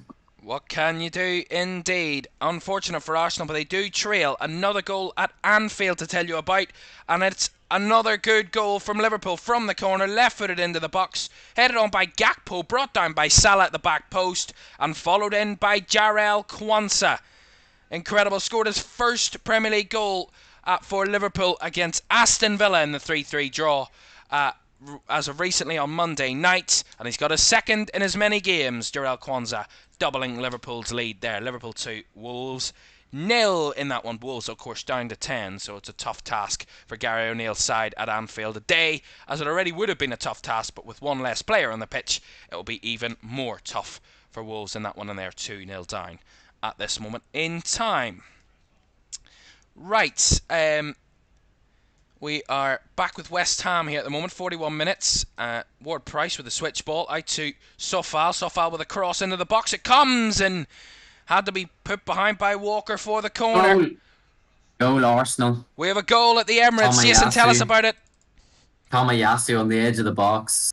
Ball pulled back. I'm not sure it was Ben White or Odegaard. Tomiyasu, free man on the edge of the box, drills it into the corner. 43 minutes in, 1-1. And Arsenal back on level terms at this moment in time. So fighting back those Gunners at this moment in time. Arsenal 1, Everton 1. We'll talk about the implications of that in a moment, because West Ham have a corner here on the left-hand side. If they score from this, that really would put the cat amongst the pigeons and be a bit nervy for City as the cross comes in. Back post, brought down in the box. City can't clear it. Overhead kick. Oh, what a goal! That's a sensational goal from Mohamed Kudus. This game is delivering goal after goal from the top drawer. And West Ham United, for the majority of this first half, haven't been able to touch the ball. But that is a sensational goal from Mohamed Kudus. And City may be not cruising to the title at this moment in time. West Ham, they don't deal with the first phase of the set piece. It's straight to the back post. It's brought down. And they cannot clear it, City. They're on a scramble. And Kudus with a lovely touch. And then the overhead kick, it sets it up for him. And he just smashes it with a left. well past Ortega, and that gets West Ham back into the game, and maybe, just maybe, could swing this game in West Ham's favour. Who would have thought that 10 minutes ago? And Mikel Arteta might be happy, well, not happy, but a bit happier than he was a few moments ago with his side levelling and West Ham getting a goal back. It may be a bit closer than it was before, and I think Pep Guardiola knows the pressure and knows how much that could mean, because Arsenal level and City just not as comfortable as they were. Maybe that goal could change the dynamics of this title race. Jason, what do you make of that? Yeah, the Emirates just hearing of the City goal. It's changed quickly in here. 7 minutes added time onto the first half. Just looking at the Kudus goal now. Oh my word, that's some goal. I mean, wow, yeah, the Emirates just hearing it. I mean, we're going to be in for some second half. Arsenal fans, it's funny how the atmosphere can just change. Arsenal still need another goal, of course, but if West Ham can get another one, the atmosphere is going to ramp up even more. Wow. It will indeed. Wowee. What an end to a first half. I mean, 5 minutes ago, we were in a position where City were 2-0 up. Arsenal were 1-0 down, and we're like, oh, well, City are 5 points to get the title. But at this moment, it's crazy how quickly things can change. Incredible how things can change so quickly. Arsenal 1-1. And City, not as comfortable as they were, 2-1 now. As West Ham, that's a sensational goal by Mohamed Kudus. Absolutely sensational. And we talked before the game, Jason, about how West Ham would need to rely upon their best players today to get them something. And that is something of pure class from Mohamed Kudus. Yeah, I mean, you look at West Ham, they've relied on these players, you know, Paquetá, Kudus, Bowen. I mean, these are players that really should be playing in Europe, maybe arguably Champions League teams. And these are the... Maybe that's why David Moyes, West Ham wanted David Moyes to leave. They wanted to play a wee bit better football, but that goal from Kudus is magnificent. And if West Ham can get one more, we'll be in for some second half. We would be indeed. It's now 4 points the gap between Man City and Arsenal. It hasn't changed for City in their terms of their points total. They've been on 91 points for the last 43 minutes or so since that Phil Foden goal in the second minute. And Arsenal back on level terms means they're back up to 87, but still a big gap there. It still need to swing in Arsenal's favour for them to get top spot at this moment. We have 4 minutes added on at the end of this first half here at the Etihad, a bit behind elsewhere, which is actually a good thing because we're not quite in sync with everybody else, which means we're in a bit more of a comfortable position. We can relax a bit more, although at this moment you cannot relax at all. There's been 2 goals at Kenilworth Road. We'll tell you about it in a moment as City have a shot over the bars. Haaland again. My goodness me. Let's have to see the replay. I just snuck a glance at it. It's down the left-hand side. It's Doku again. Gets to the byline. Chips it across again. And Erling Haaland in the middle. Bounces down for him and he just side foots it, but he side foots it well over the bar.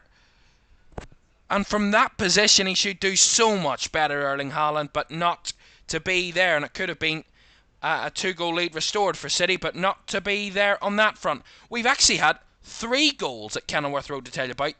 It was 0-0 about 3 minutes ago. Sure, they're not playing penalties there because we've had that many goals in the last 2 minutes or so. One of them is a penalty, by the way. Adama Traore put Fulham ahead. Then Luton levelled from a penalty spot through Carlton Morris. And literally 2 minutes after that, Luton find themselves behind again. Fulham have retaken the lead. Raul Jimenez has restored the lead for Fulham. So 3 goals in the matter of about 5 minutes at Kenilworth Road. Traore were the first to give Fulham the lead. Morris with the leveller for Luton. And Jimenez back putting Fulham in front again. So 2-1 Fulham at Kenilworth Road. And Luton will be relegated today. And it is just a matter of time. They're losing at this moment in time. Still only one game now without a goal. Brighton against Manchester United. That's just gone to half-time. We're half-time in multiple games. Burnley Forest is 2-0 to Forest at half-time. Chelsea won up against Bournemouth at half-time. That means they will get 6th place no matter what happens elsewhere at this moment in time. Those are the half-times. We'll run you right through all the scores from all 10 games at half-time here on LFS when that happens for you. Jason, how many minutes of added time was put on at the Emirates? Seven minutes of added time. We're 49 minutes, so three if my maths is right, we've got three. There was quite a few injuries on Anna going down, Martinelli going down, so that's why there's 7 minutes Seven of added added minutes there. time. Just a couple of minutes to go there. About a minute or so to go in this first half here at the Etihad, and West Ham are doing well in the midfield. They've picked it off here. Here's Cresswell trying to break down the left-hand side. They've flooded bodies into the box there, West Ham, but they need to get it forward first. They're going to get it into the box. Here's Ward-Prowse. Chips it out to the right-hand side. Here's Sofal looking for the cross. Sofal with a low cross in the box, and it's cleared away that time. Akanji made the connection. Will be a West Ham throw. West Ham strong end to this first half here at the Etihad, and another goal for the Hammers would level it and certainly put it in Arsenal's hands for the title, although the cross comes in there and it's caught easily by Ortega. And City need to be wary. They still lead, and it's still in their hands, but one goal from West Ham can change the dynamics of this title race completely. On the final day is a ball in behind there from Foden, or for Foden, is easily caught on to by Areola. Right, last couple of seconds of this first half. We're going to curtail the first 45 here at the Etihad in a moment. And Jason can keep us up to date with the Emirates as well at the moment while they're coming to a close there. A couple of other games going to half-time. We'll round up all 10 scores at half-time when the whistle goes, as it is just gone here at the Etihad. Half-time, and maybe 20 minutes ago we would have said City are cruising to that title and are looking like no one can stop them. But a Mohamed Kudus overhead kick has maybe put the cat amongst the pigeons and maybe made Man City question themselves, maybe a slight bit. They still lead City, it's still in their hands, but their lead not as comfortable as what it was at one point in this half. Half-time is Manchester City 2, West Ham United 1. Jason, as first half coming to an end at the Emirates very shortly, are Arsenal pushing for that goal to give them the lead? Oh yeah, there's about 30 seconds left of the first half. Ben White wants a handball, doesn't get it. About 30 seconds left. I mean, Arsenal are going to have to be pushing big time for a goal. They just simply can't be in a situation where City drop points and they don't win. So I'd say we're going to be in for an entertaining second half. Maybe they could leave themselves open on the break. No handball there from Ashley Young. It will be coming to an end. 1-1 half time. Thank you very much indeed, Jason. We'll round up all the half-time scores when we come back after this short break here in LFS on the Premier League final day. Do stay with us.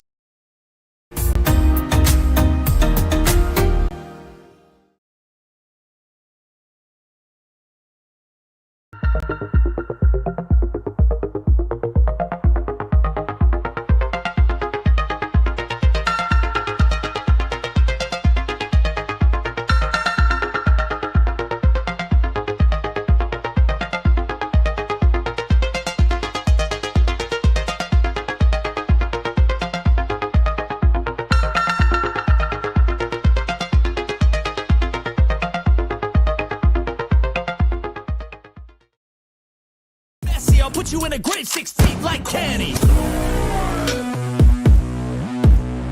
call me a god.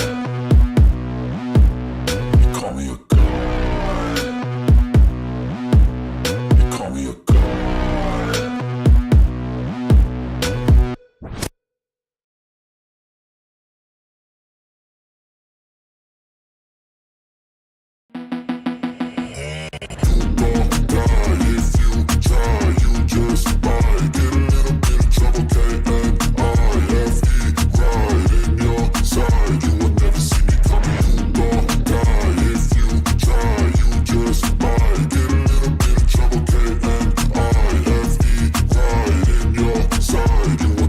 I got a switch in my head. I go from living to dead. You got me seeing all red. Now I'm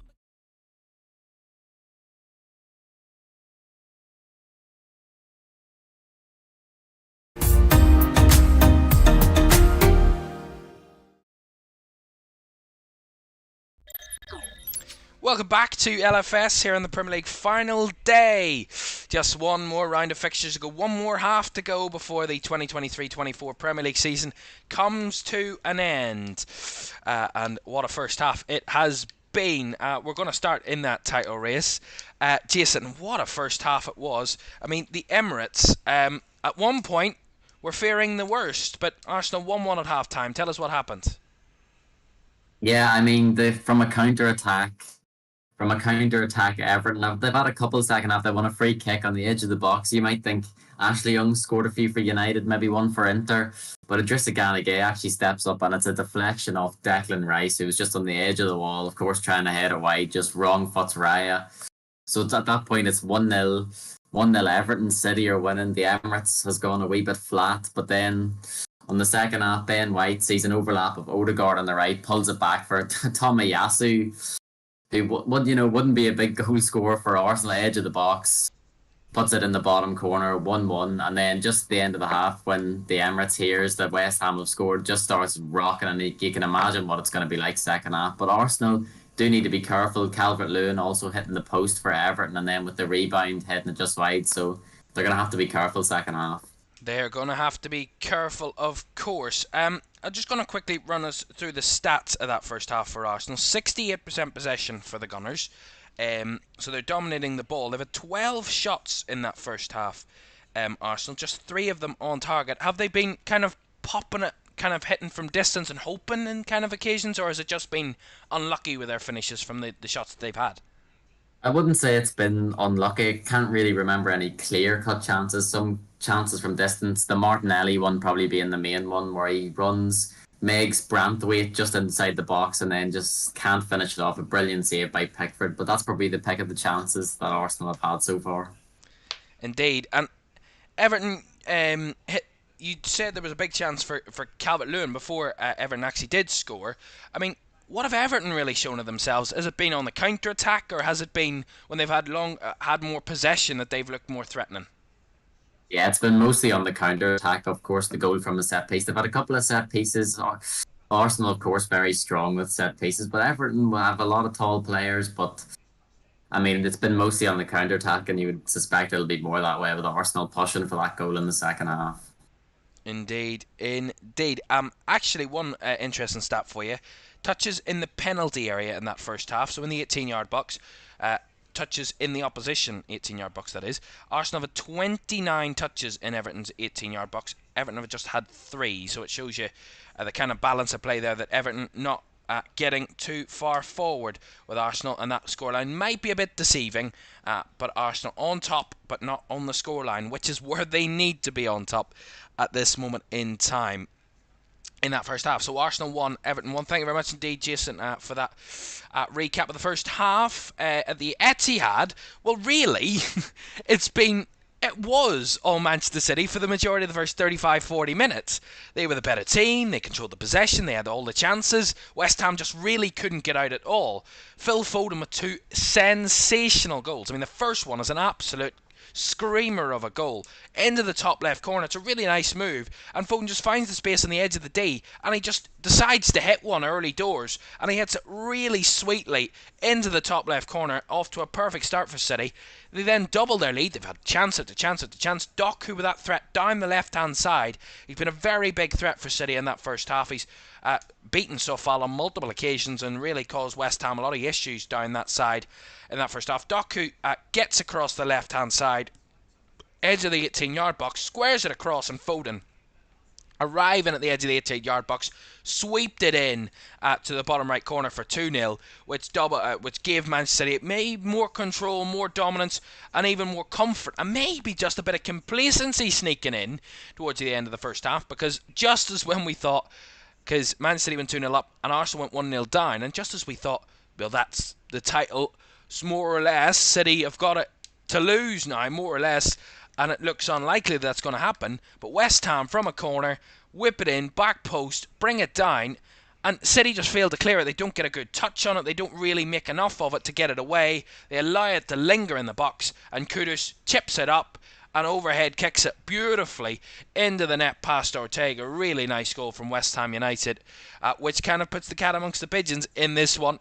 Means it will be maybe a bit more nervy for Manchester City than they initially hoped. But of course, with Arsenal still drawing, it means it will still be City's title, even if they do drop points, Manchester City, here this afternoon.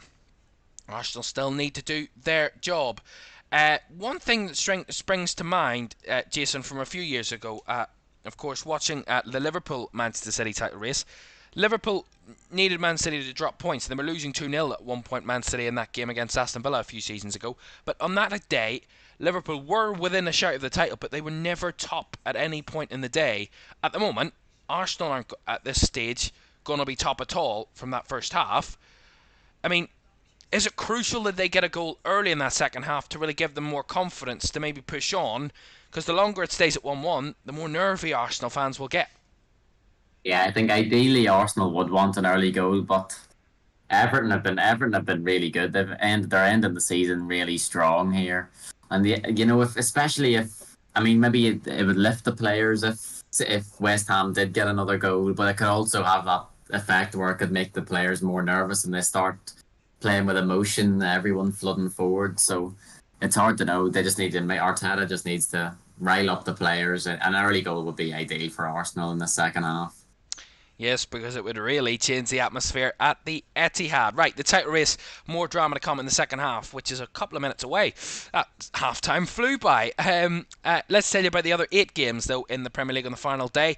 Newcastle still have something to play for away at Brentford, and they're making sure of it that they're getting that result. 3-0 up against Brentford. Brentford actually took the lead, but Evan Toney's goal was disallowed by VAR. Harvey Barnes, Jacob Murphy and Alexander Isak on the score sheet for Newcastle in that first half as they lead by 3-0. The only goalless game of the afternoon is at the Amex. Roberto De Zerbi's Brighton, his last game as Brighton manager. He'll be leaving at the end of this season, and at the moment it is goalless against Manchester United. Actually, it has been more Brighton in that first half than Manchester United in terms of the shots. Brighton have had 10 shots, Man United just the 3, but Man United more accurate with their shots. 2 out of their 3 shots have been on target. Brighton only 2 shots on target themselves, but Brighton slightly the better of it, but nothing to show for either of those two teams in the first half. 0-0. Burnley 0 and Nottingham Forest 2. Forest secure as ever, and Burnley not looking good to end their Premier League season. 2-0 down against Nottingham Forest at Turf Moor. Chris Wood with both goals for Forest to give them a 2-goal lead. Chelsea will take 6th spot at the moment. Moises Caicedo's half-time or halfway line goal has them ahead at half-time. Incredible goal. But that's really been all that Chelsea have offered as of much in that first half. It's actually Bournemouth that have had the better chances, but it's Chelsea who lead. Crystal Palace 2-0 up against Aston Villa at the Brick. Villa already confirmed for Champions League football, and Jean-Philippe Mateta with both goals for Palace. Has them 2-0 up at the break. In that one, Oliver Glasner's side looking to go 7 unbeaten to end the season, which would be some miraculous turnaround from where they were a few months ago under Roy Hodgson. Crystal Palace. Liverpool and Jurgen Klopp's final game in charge of the club, 2-0 up at half-time against 10-man Wolves. Wolves had a man plan sent off, Nelson Semedo, initially given a yellow card by the referee, but VAR quickly had a look at it and changed it to red. Alexis McAllister, who was fouled by Nelson Semedo in that red card incident, opened the scoring for Liverpool from a header, and then Jarell Kwanzaa with his second in as many games for Liverpool after he scored his first goal for them against Aston Villa. So Liverpool 2-0 up and cruising at that moment in time at Anfield, Jurgen Klopp's final game in charge. Luton 1, Fulham 2. All 3 goals came in the last 5 minutes of the first half. Adama Traore with the first one to give Fulham the lead. 2 minutes later, Carlton Morris levelled from a penalty before Raul Jimenez then gave Fulham the lead just before half-time in the 48th minute of that first half. Fulham lead 2-1. City 2-1 up against West Ham, as I mentioned. And Sheffield United 0, Tottenham 1. Dejan Kulusevski with the only goal of that first half for Spurs. They know they can't get Champions League. 5th place is theirs, secured at this moment in time, and Spurs winning by 1-0 at this moment in time. That's where we stand at half-time in all of our games at this moment in time. I'm just seeing the replay of the Chelsea goal. That is sensational. Sterling running through the middle, the keeper comes for it, doesn't get it, kind of blocks it away from Sterling, then kicks it upfield, but doesn't get the kick right, and then Caicedo gets the drop of the ball and just absolutely sinks it into an empty net. It's sensational, that goal from Chelsea, who lead by 1-0. The second half from all of our games in the Premier League final day is on the way next. Do stay with us here on LFS.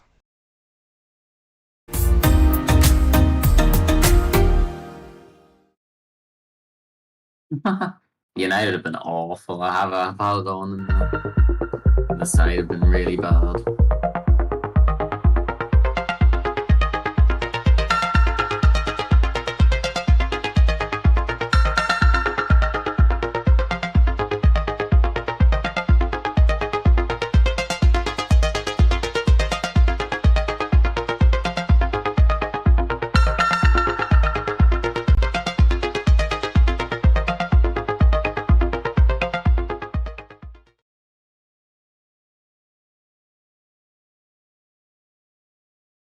Messi, I'll put you in a grave 6 feet like Kenny. You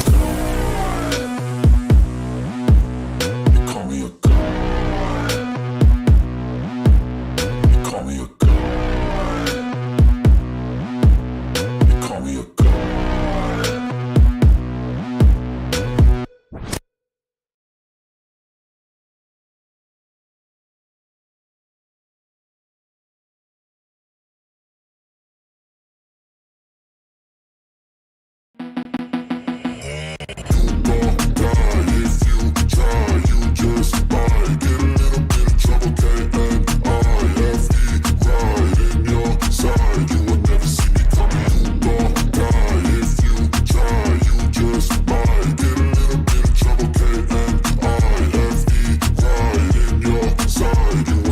I got a switch in my head. I go from living to dead. You got me seeing all red. Now I'm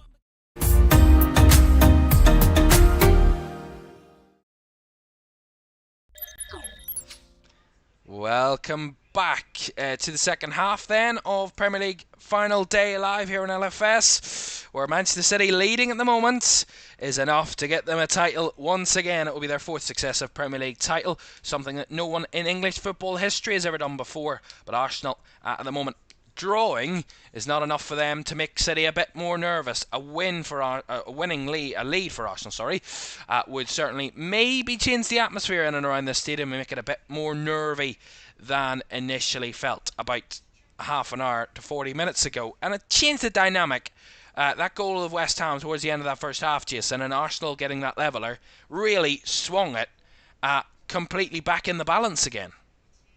Oh yeah, you'd imagine Arsenal are going to come out first 5-10 minutes and just attack on Everton. If Everton can survive those first 5-10 minutes, could start to get nervy. Everton have had a really good counter attacks, so could get nervy for Arsenal. But I would expect Arsenal to win this game, and you never know what's going to happen at the Etihad. Indeed, you never know. Pep Guardiola's out. The players are out, ready for this second half to get underway here at the Etihad. 45 minutes. If Manchester City stay ahead, they are away from a fourth successive title. That is how close they are to history. But we've seen it before, and I'm sure we will see it in the future again. Final days are always exciting in the Premier League. Big chance for Brighton there. Off the line, Casemiro. Off the line in that game between Brighton and Man United. You're keeping us up to date with that game as well, Jason. Great. Yeah. Not that it matters with Newcastle winning, but I don't even know how Casemiro cleared that off the line. Brighton have been by far the better team in that game. That's the only 0-0 game of the afternoon. We're underway then at the Etihad for the second half. West Ham got us going. They're kicking from left to right, City from right to left. Maybe that makes a difference. I don't know. When City won the title in 21-22, they scored all three of their goals in the second half on the right net of the pitch. I'm making up things. I'm trying to make it give us a different angle to go off. You never know. Things like that, strangely, in football might change things. It's how strange football can be. We've had some early goals in the second halves in and around the games as Arsenal got back on the way in their game for the moment. Jason can tell us how the second half started in a moment, but we will get to they thought they'd scored a third goal at Anfield that was a goal, but it was ruled out. There has been another goal though in the meantime while we sort that out. Brentford have maybe given Newcastle a bit of a question to start the second half with. Newcastle not as comfortable with a 3-goal lead as they were. They've been pegged back there. Vitaly Janelt with a goal for Brentford has Brentford back in the game. 1-3 there at the G-Check Community Stadium. And Chelsea have doubled their lead against Bournemouth at Stamford Bridge. Chelsea winning at the moment. Nothing can happen elsewhere because Newcastle and Man United have no chance of European football if Chelsea win, and Chelsea are 2-0 up at this moment in time. The second goal from Raheem Sterling has doubled Chelsea's lead. That goal, by the way, at Anfield was not a goal. Liverpool thought they'd scored their third through Alexis McAllister, but it was not given in the end. There was an offside in the build-up. Goal at Luton as well. Luton at 2-1 down the end of the half. A really dramatic end of the half there. And they've started the way they ended the first half. 3-1 now to Fulham. Raul Jimenez getting another goal for Fulham to give them a 2-goal lead at Kenilworth Road. Not the day to end their season that Rob Edwards would have wanted for Luton. They know they're going to be relegated, but they're going down with a whimper, as all three relegated teams are at the moment losing at home. Right, so we're back on the way in both of our title race games, Jason. Arsenal against Everton, 1-1 at the moment. The second half's just got underway. How's it started? Yeah, the Arsenal just dominating the early exchanges in this one. Couple of crosses, not really coming to much so far. Decent. Martinelli looks like he might have moved to the right-hand side with Trossard on the left. We'll see later on in this half. Havertz winning a header, but just wide. Indeed, there, Arsenal having the better of it in the early moments, so starting to push and maybe wanting that second goal that would give them a bit more comfort, but also have it in their hands, and a win for Arsenal would mean that they've done all they could, but they know at the moment they've still got work to do. City still have work to do. They're 2-1 up at the moment. They are winning, which would give them the title, but they're maybe not as comfortable as what they were, although they're passing it around here, City, pretty comfortably at the moment. Here's Rodri. Sprays it out to the right hand side. Nice switch ball there. Finds Doku on the left. Back it comes though. Vardiol trying to find the space, but West Ham have bodies in and around him as Paquetá tries to leap for one there. It goes back to Akanji. To De Bruyne and City comfortable in possession at this moment in time. At the moment in that one, with a 2-1 up. Speaking of 2-1, that's the scoreline now at Stamford Bridge. Bournemouth have got one back. What a start to the second half there. Although we'll get to that in a moment because City are in the box here. Here's a chance. Foden closed down. De Bruyne wide. Had a shot from distance there. Kevin De Bruyne thought, why not hit it? And he just hit it off target. It was Haaland and Foden in and around the box, and Foden just couldn't reach it. Mavropanos nicked it away, and De Bruyne was the first to react to the loose ball, but the ball goes wide of the left post in that one. So, as I was saying, Bournemouth have got a goal back. Just so you're the second Chelsea goal here, Raheem Sterling inside and out of the defenders of Bournemouth in that one. Sterling at the near post with a finish. Bournemouth then got back into it. They've got a goal back. It's through the lines it comes. A chip into the box, cross, back post. Chelsea don't deal with it. Cucurella gets done, and then a bit of a deflection gets Bournemouth a goal back. So it's Chelsea 2, Bournemouth 1 there. Maybe not as comfortable for Chelsea as they would have hoped. Here's City though, trying to break forward. Doku cut out there by Mavropanos. Kudus getting back to help out his team as Souček goes back to his keeper, and Areola, who's chased all the way by De Bruyne. Areola's ball out. Tried to find Emerson, brought down by Walker. Emerson battling back and wins the ball back, but only momentarily as Foden with a shot.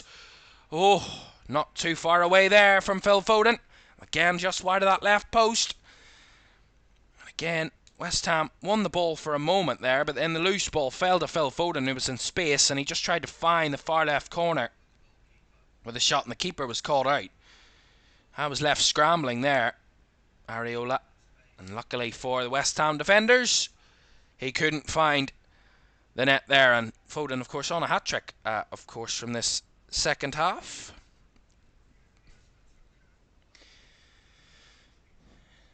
One stat that I did see from the first half, 1,150th game for David Moyes in management in his career. So, a landmark to end his tenure at West Ham United as Kudus comes forward here. He's got the brick of the ball, and Kudus breaking forward for West Ham. Down the right it comes. Antonio, who's had minimal of the ball in the first half, has it on the right. Has to flick it across into the middle, but easily cut out by Vardiol, who anticipated it well. But again, a breakdown from West Ham. They got free there with Kudus, but didn't make much of it in the end there. And that really would change the dynamics of the game. If West Ham do get a leveller, it really would make this title race take another twist and another turn towards the final minutes of the day. Here's Bernardo Silva.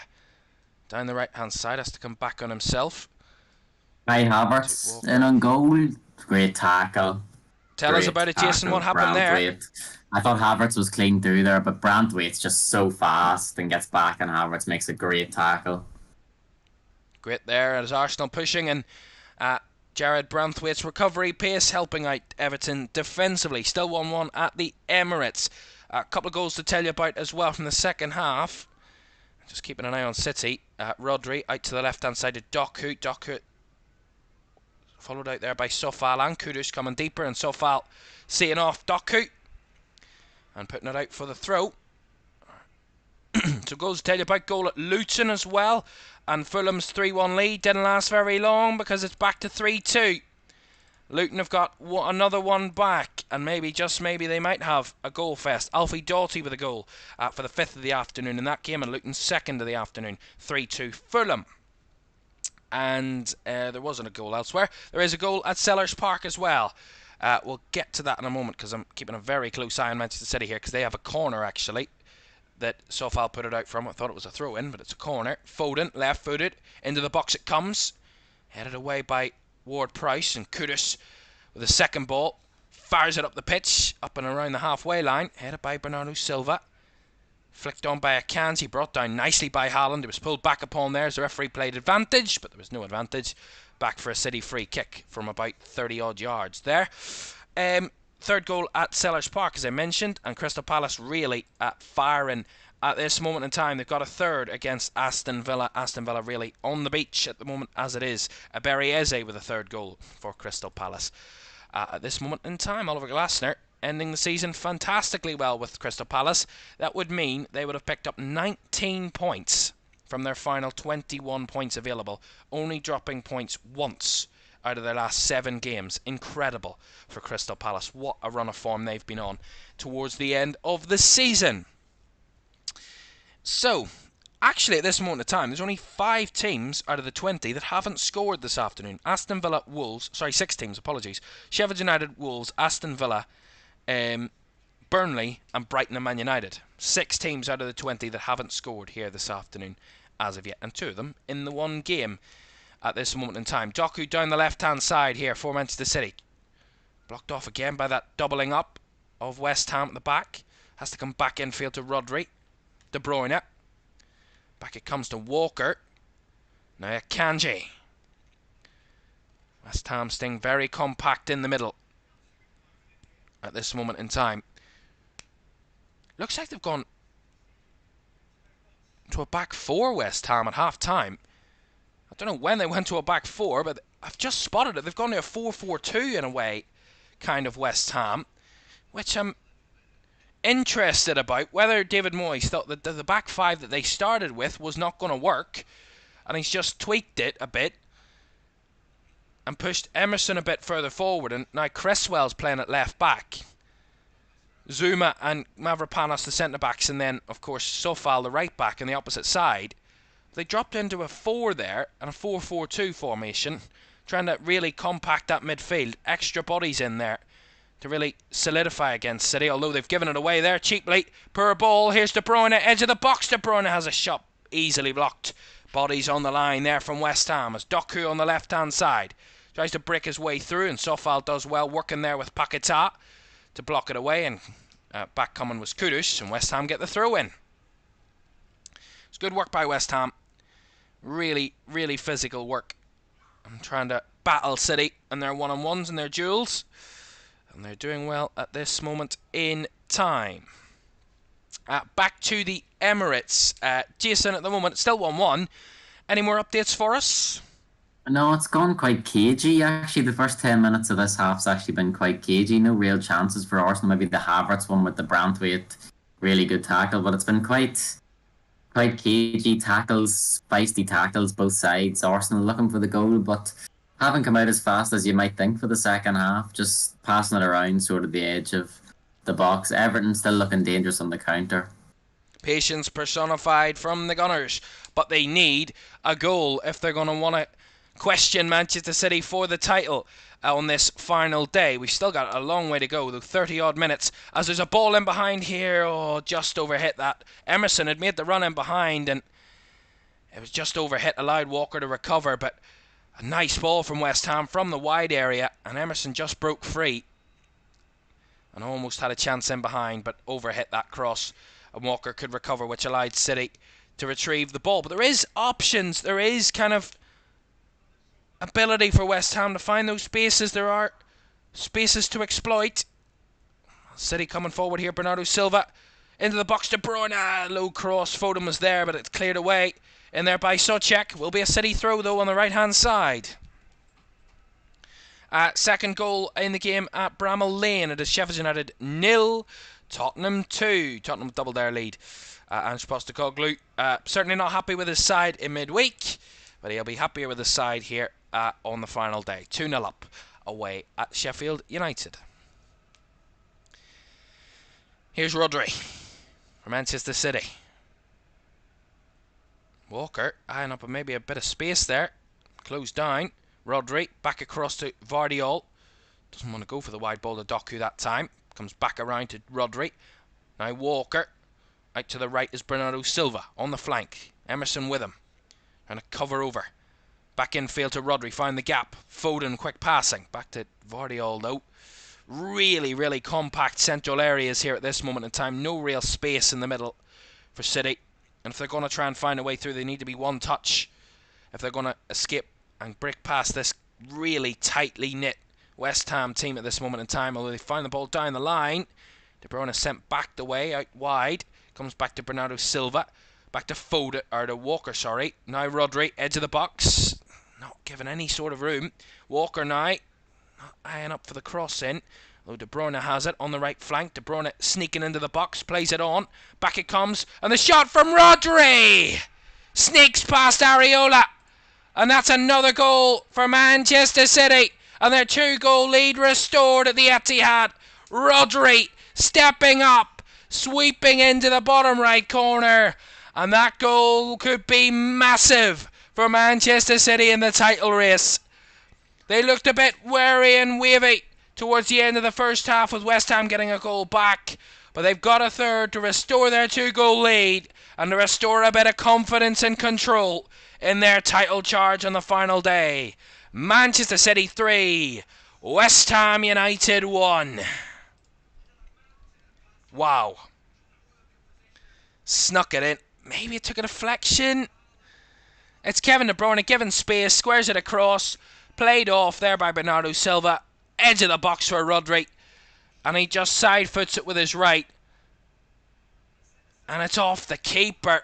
The keeper gets a left hand to it, but not enough to see it out on the outside of the post, and he just kind of bobbles it into the back of his own net. That's really poor from West Ham defensively. They've started solid against City, but City find a gap, and City, again, are finding a way, Jason. Yeah, I think the news just hit the Emirates there. There's actually a sub to report of Gabriel going down with a shoulder injury. Zinchenko's come on for him. You'd imagine Tomiyasu will move to centre back. But Rodri, I mean, how many clutch goals has Rodri scored in the last few years? I mean, that's another one there. You can think of the one against Villa. You think of the Champions League final. I mean, what a player. Yeah, the dejection in the Emirates. But it's not over yet. They still need to score, of course, if they want any hope of winning the title. Still not decided yet. But yeah, the atmosphere is drowned out at the Emirates, unfortunately for Arsenal.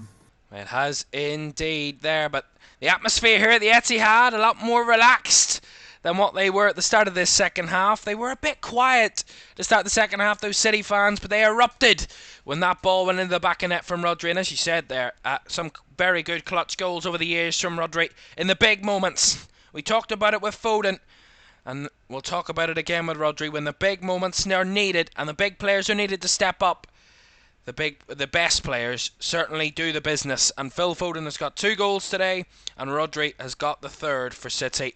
It has them 3-1 up against West Ham, and their best players showing their qualities in the biggest of moments. 3-1 to Manchester City at this moment, which gives us, would say, another twist, because City have been top of the table all the way throughout this afternoon. Arsenal haven't been at the top all afternoon at all, because they haven't been ahead at all against Everton. They went behind and have levelled it again, but haven't found that lead. And the only way they would be top now is if they take the lead and City drop points. If City draw or lose, remember, that's the only way Arsenal can win the title. But at the moment, it's well in City's grasp as we enter the final 30 minutes of the game. And they do have a corner on the right-hand side now, City. Another goal at Sellers Park to tell you about. We'll get you that in a moment. As well as there's another goal as well at Bramall Lane to tell you about. We'll get there in a short while for you to update you from those two games. City corner whipped in. Head away by Cresswell at the front post. Back in by Rodri. Akanji's on the periphery. It falls to Bernardo Silva, who has a shot saved at the near post by Areola there. Right, goals, as I mentioned, to tell you about in other games. 4-0 now to Crystal Palace against Aston Villa. Villa on the beach, as I said. They know they're getting Champions League, and they have had their season wrapped up before this afternoon. They now lead trail by 4-0. Jean-Philippe Mateta with a hat-trick for Palace on the final day. Incredible for him. 3 goals in the afternoon to give Palace a 4-goal lead. And it's 3-0 to Tottenham away at Sheffield United. Dejan Kulusevski with his second of the afternoon to extend Spurs' lead. Pedro Porro gave Spurs the second goal a bit earlier on. So 3-0 for Spurs, 4-0 for Palace, certainly cruising in their games. At the moment, it is still only one game goalless in the Premier League on the final day. Brighton against Manchester United. Really a drab ending to the season for both of these clubs, who could have had a lot more out of their seasons. But at the moment, nothing really happening for them. Man United still have an FA Cup final, though, to go in a week's time, where they can get European football from that. If they win the FA Cup, Manchester United will get Europa League football. So that is a possibility, but they'll need to hope to win against City to do that at this moment, because they're not winning on the day. As City come forward, here's De Bruyne, squares it across, so check with a clearance. Back it comes to De Bruyne, though, who will recycle. Now Bernardo Silva flicks it back. De Bruyne. Give me one moment. My laptop's about to run out of charge. 1 second. No problem. Jason. Problems. We'll get back to Jason once he gets back to us there. Not to worry. 25 minutes to go in the final day. 3-1 to Manchester City. On the final day, Arsenal 1-1 away at the Emirates. Of course, Arsenal need to win. They've not been ahead all afternoon. Very disappointing at this moment in time, but there's still a long way to go. Another goal at Sellers Park. Palace are absolutely thrashing Aston Villa. It is 5-0 Crystal Palace. What has Oliver Glasner fed that Crystal Palace team in the last 7 games? Because they are on roarous form. 5-0 against Aston Villa now. What a way to end your season for Crystal Palace. In those other games I haven't mentioned for the second half as of yet, Burnley 0, Forest 2, Chelsea 2-1 up against Bournemouth, as I mentioned, and Liverpool still 2-0 up against Wolves at Anfield. Here's Jeremy Doku down the left-hand side again, closed the spaces. De Bruyne, though, finds the gap, finds Foden. Haaland has another shot, blocked and deflected wide for the corner. Haaland, it's just not his day today.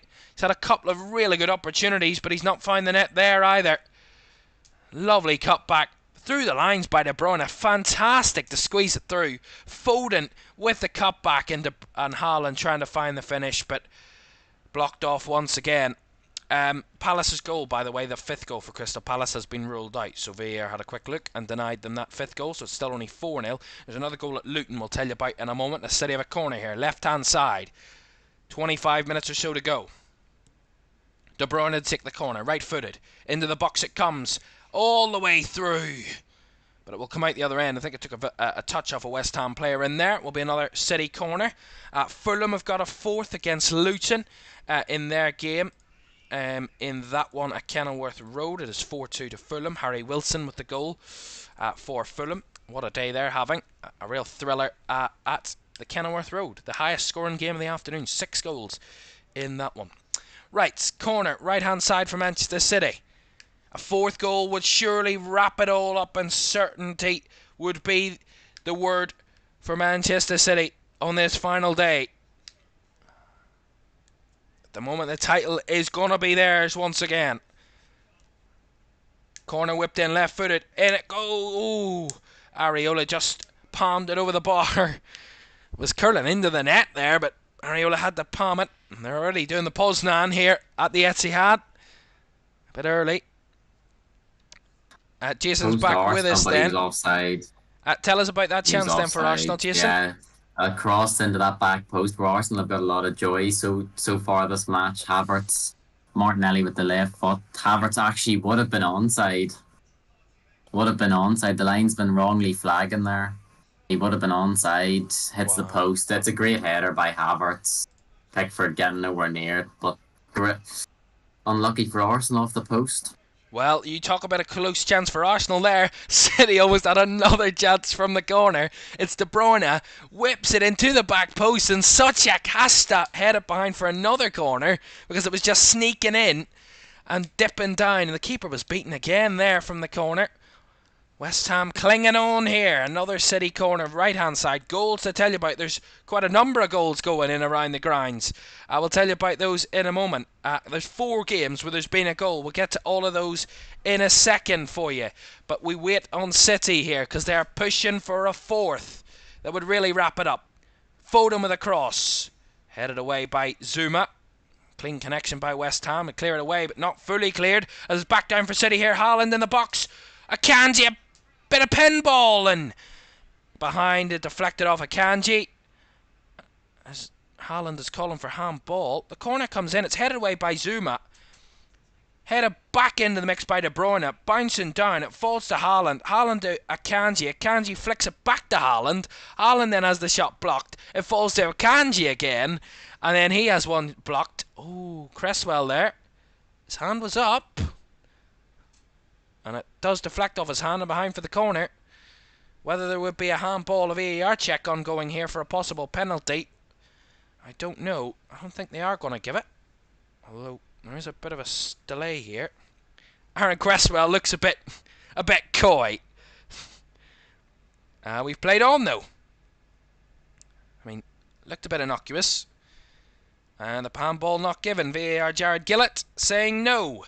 So corner it will be then just for Manchester City. Phil Foden, they've had about 5 or 6 corners in succession. Left footed again. Whipped on, and Areola. Confident hands, and he grabs it on the one about a yard away from his goal line. Incredible. Good goalkeeping. He was under pressure there from Ruben Dias, and he did really well to hold it off there and get it away from the goal line comfortably there, Areola. Right, so City's constant corners comes to a close. Right, goals to tell you about.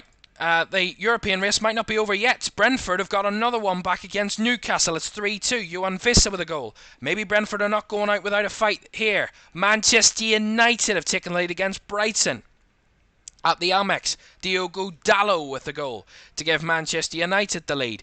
And Burnley have finally scored. They've got a goal back against Nottingham Forest at Turf Moor. Burnley back in the game. Josh Cullen with the goal there. And another goal at Sellers Park to tell you about.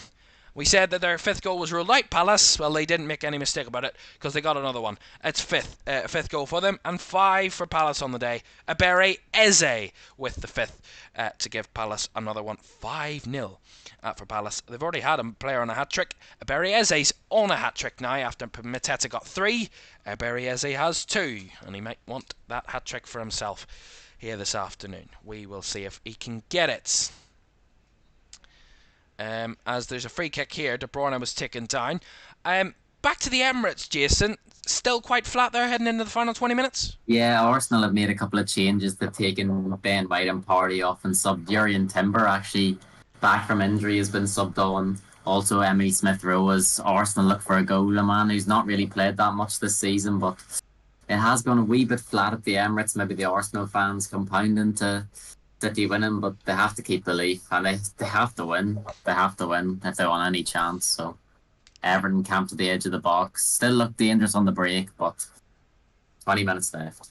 20 minutes left, and it's still 1-1 at the Emirates there. So, really, at this moment in time, it's really all City control for the title. 3-1 up at home. Arsenal aren't even winning at this moment in time, which is an even more of a benefit for Manchester City at this moment in time. We saw in that first half how quickly things can change, and that is the case once again as we enter the final 20 minutes on the final day here in this Premier League season. Manchester City 3, West Ham 1. 2 goals from Foden and 1 from Rodri that has City 3-1 up, and that overhead kick from Mohamed Kudus for West Ham in that first half. Massive chance there for Arsenal. Bit of a scramble in the box there, played really well. A ball into Trossard, cuts it back for Odegaard, who you're sure is going to score, and then an Everton defender comes out of absolutely nowhere to block it. Maybe in between Pickford saves there, but it ends up being a corner for Arsenal. That's a massive chance. Massive chance for Arsenal, not taken once again. Will that be their downfall this season? In the end, they didn't take the chances to take the lead, although in the end, it won't matter too much if they don't win this afternoon, unless City do end up in a bit of a rut here towards the end of the game, but that looks unlikely at the moment, because they have a free kick around about the edge of the box here, Manchester City. De Bruyne and Foden over it. And if they get a goal here, City, I mean another goal for Manchester City would really put the game to bed and the season to bed. But maybe, just maybe, if West Ham can stay in it and maybe nick a goal late on, we could have a dramatic ending. But that is asking for quite a bit out of this. But you never know. You never know on the final day. De Bruyne and Foden. Foden with a shot. Foden just wide. From the free kick, tried to sneak it in the near post, but just wrong side of the netting there. Had to go round the wall. He did get it around the wall. Antonio tried to head it, but completely missed him and curled it around the wall, Foden, but just couldn't get it spinning back in towards goal at this moment. So that comes to nothing for Manchester City. There we are. Right. Of course, only 3 teams. I keep missing out Sheffield United. 4 teams that haven't scored here on the final day. Sheffield United, Wolves, Aston Villa and Brighton. All the 4 teams that haven't scored on the final day here this afternoon. That's a lovely bit of work from Kudus. Can he get it forward though? I don't know why they're showing us the low angle. Don't want to see that. The wide angle as West Ham come right back with the ball into their centre-backs. Kudus really seems to be the only real outlet for West Ham. They've had no pressure down that left-hand side. I mean, Lucas Paquetá, you could forget that he was even on the pitch today because he's had very little involvement down that left-hand side. It's down the right where West Ham are having the better of it when they do get forward. Here is Kudus down the right again. Ball to the back post. All the way round the corner, and Antonio has to rescue it from going out for a goal kick. And he ends up losing possession there, Antonio. And now City can come forward here with Foden. He's got Haaland ahead of him. Can he find him? Foden dispossessed there, but it will be a free kick as Foden deemed to have been taken out. And the first yellow card of the day is going to come for Edson Alvarez for West Ham United. Alvarez, who's actually only on the pitch the last few minutes for West Ham United and already in the book. Given there by referee John Brooks. I don't think it was much in it, really. The referee got a bit ahead of himself there. Don't think there was much in that foul. And there we are. His 11th yellow card of the season for Edson Alvarez. That's a lot of yellow cards. Very physical player. City take the free kick short. De Bruyne down the right. Back it comes, though, to Walker. Diaz to Kyle Walker. Another goal at the G-Tech Community Stadium. A 6th goal there. We'll tell you about that in a moment. City in possession in the middle. Actually, I'll tell you about that now, because we do have a bit of a break here. In possession. It is a 4th goal for Newcastle United. Just as Brentford were pushing back into the game. And Newcastle We're getting a bit nervy. Well, they've got a fourth goal that gives them that 2-goal lead again. Bruno Guimaraes with the fourth after they had a penalty disallowed by VAR. Lewis Hall had won a penalty given on the field, but disallowed by VAR, and Bruno Guimaraes makes up for it because he scores for Newcastle to give them a 4-2 lead. But at the moment, that is not enough because Chelsea are still winning, and Chelsea need to lose on the day and Newcastle to win for Newcastle to steal 6th spot from the Blues. But Chelsea still 2-1 up against Bournemouth at Stamford Bridge, which means it is nothing going to happen for them in the end. Here's Bernardo Silva. Vardiol. Back to Ruben Dias. 13 minutes to go. Manchester City 3, West Ham 1. If the title is going to change hands, it's going to be a dramatic last 15 minutes of this Premier League season. The season of late goals, where we've had more late goals than in any other Premier League season in history, more goals than any other Premier League season in history, and the majority of those goals coming in the final 15 minutes. Well, we may have another goal fest to finish the season that would really explain this season in full. You never give up till the final 15 minutes because anybody's got any chance. And there's always a chance of goals in the latter stages. There's been a red card at Bramall Lane. And to really put insult to injury for Sheffield United, finishing bottom and drowning out with a 3-0 defeat. They're going to finish without 11 players on the pitch as well. Andre Brooks with a red card has been sent off for Sheffield United. So a pretty dismal end to Sheffield United's season. And the Blades are heading straight back down. We knew that anyway, but they're not heading down with good quality. They're heading down with a whimper at the moment. Unlike the other two relegation teams, Luton and Burnley getting themselves on the score sheet and giving themselves a chance at home on the final few minutes. Here's Bernardo Silva down the right hand side, gets past Cresswell. Bernardo Silva's shot. Got a lot of height in that one. Did Bernardo Silva's shot, and well over the bar. Well, it's David Moyes' last game in charge of West Ham. It's Roberto De Zerbi's last game in charge of Brighton. Both of those managers ending on losing terms. At Anfield, though, Jurgen Klopp's final game in charge of Liverpool. It is Liverpool still leading by 2-0 against 10-man Wolves. They've had the better of the second half chances as well, Liverpool, but haven't been able to find the net for that third goal as of yet. Liverpool 2, Wolves 0. And what a way to end Jurgen Klopp's tenure. They would have wanted more trophies, Liverpool, but in the end, they're going to end it with a comfortable home victory under the sunshine of Merseyside against Wolverhampton Wanderers. And into the 10 minutes. Final 10 minutes then. Arsenal at 1-1 against Everton. Jason, any more to tell us about? Are Arsenal still pushing for that goal? They're still pushing, but they've made quite a few changes. They've lost a bit of rhythm in the first half. They looked quite a lot more dangerous. The closest they've come was with that Havertz post chance. Everton actually looking quite comfortable in their shape here. They've made a change as well. Chermiti coming on up top for Calvert-Lewin. That's the only change to speak of for Everton. Arsenal still pushing for the goal, but not looking as dangerous as they were. Everton quite comfortable. Everton quite comfortable to just sit in and soak up the pressure at this moment in time. At the moment, it is City just comfortable passing the ball about. They know they've got the job all but done. 10 minutes to go, and Erling Haaland's offside there. It's not been his day at all for Erling Haaland all afternoon. He's been offside, he's missed clear-cut chances, he's had shots blocked. He's really not had the better of it today.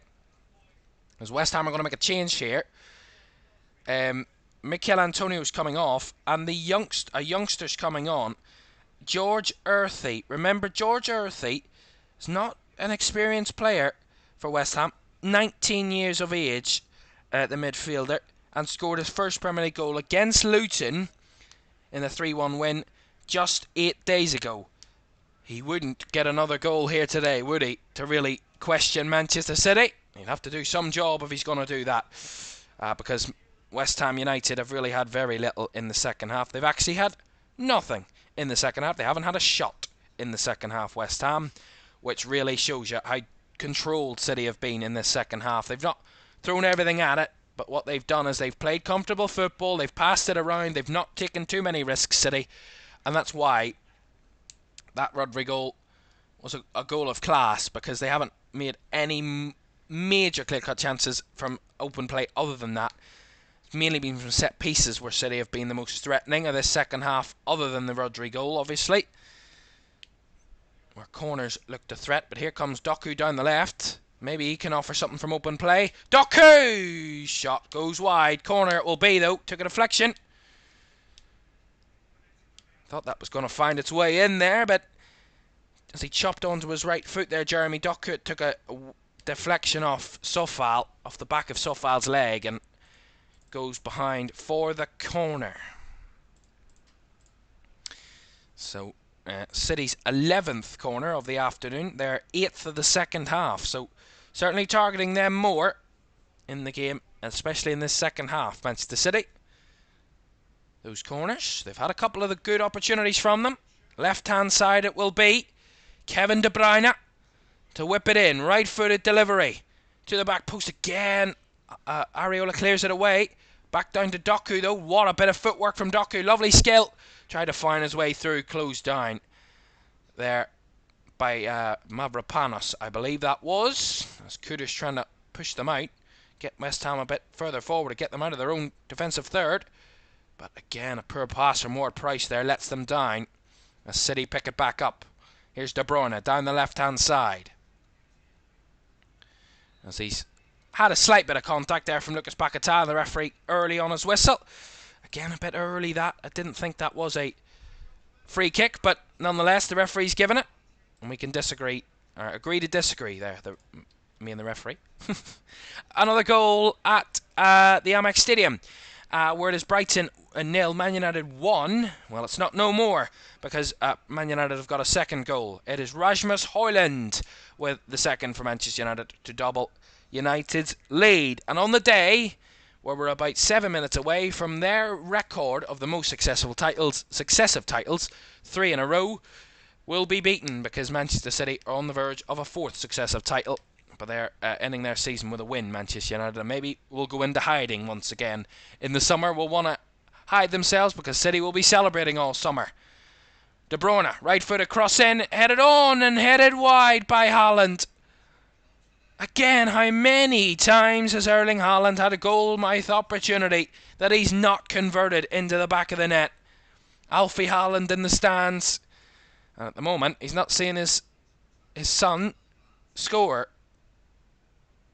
Not that he hasn't seen him score multiple times before this season. 27 Premier League goals. He'll get the golden boot, Haaland. But at the moment, it doesn't look like he's going to get a goal to go with it here on the final day. Still time, though. Certainly still time. And he'll probably nick one later on. You never know.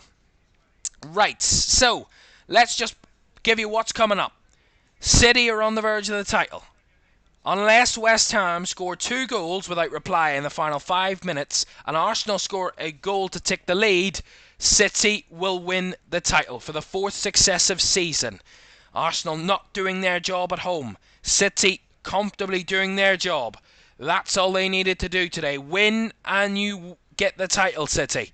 That's what they're doing at this moment in time. Arsenal not even winning at home that would give them a chance. At the moment, it's impossible for them to get the title from this position. Even if City do go on to drop points, it's really poor from Arsenal on the final day. Not in the end delivering. Here's Doku coming forward for City. Into the box it comes. Tried to chop inside. West Ham get it away. Sofal. Kudus. And they'll get a free kick there. It was Souček that was taken down there. Kudus tried to pass it to him and he lost the ball, but Souček was fouled in the process. So that will give West Ham a free kick. Right, so that is the way the title is going. At the moment, Chelsea are going to get 6th. Luton will be relegated at the final whistle, of course, no matter what happens now. Elsewhere, there's Newcastle 4, Brentford 2. Man United 2-0 up away at Brighton. Forest 2-1 up away at Burnley. Chelsea 2-1 up at home against Bournemouth. 5-0 winners at the moment. Crystal Palace are against Aston Villa. Liverpool 2-0 up against Wolves. Fulham 4-2 up against Luton.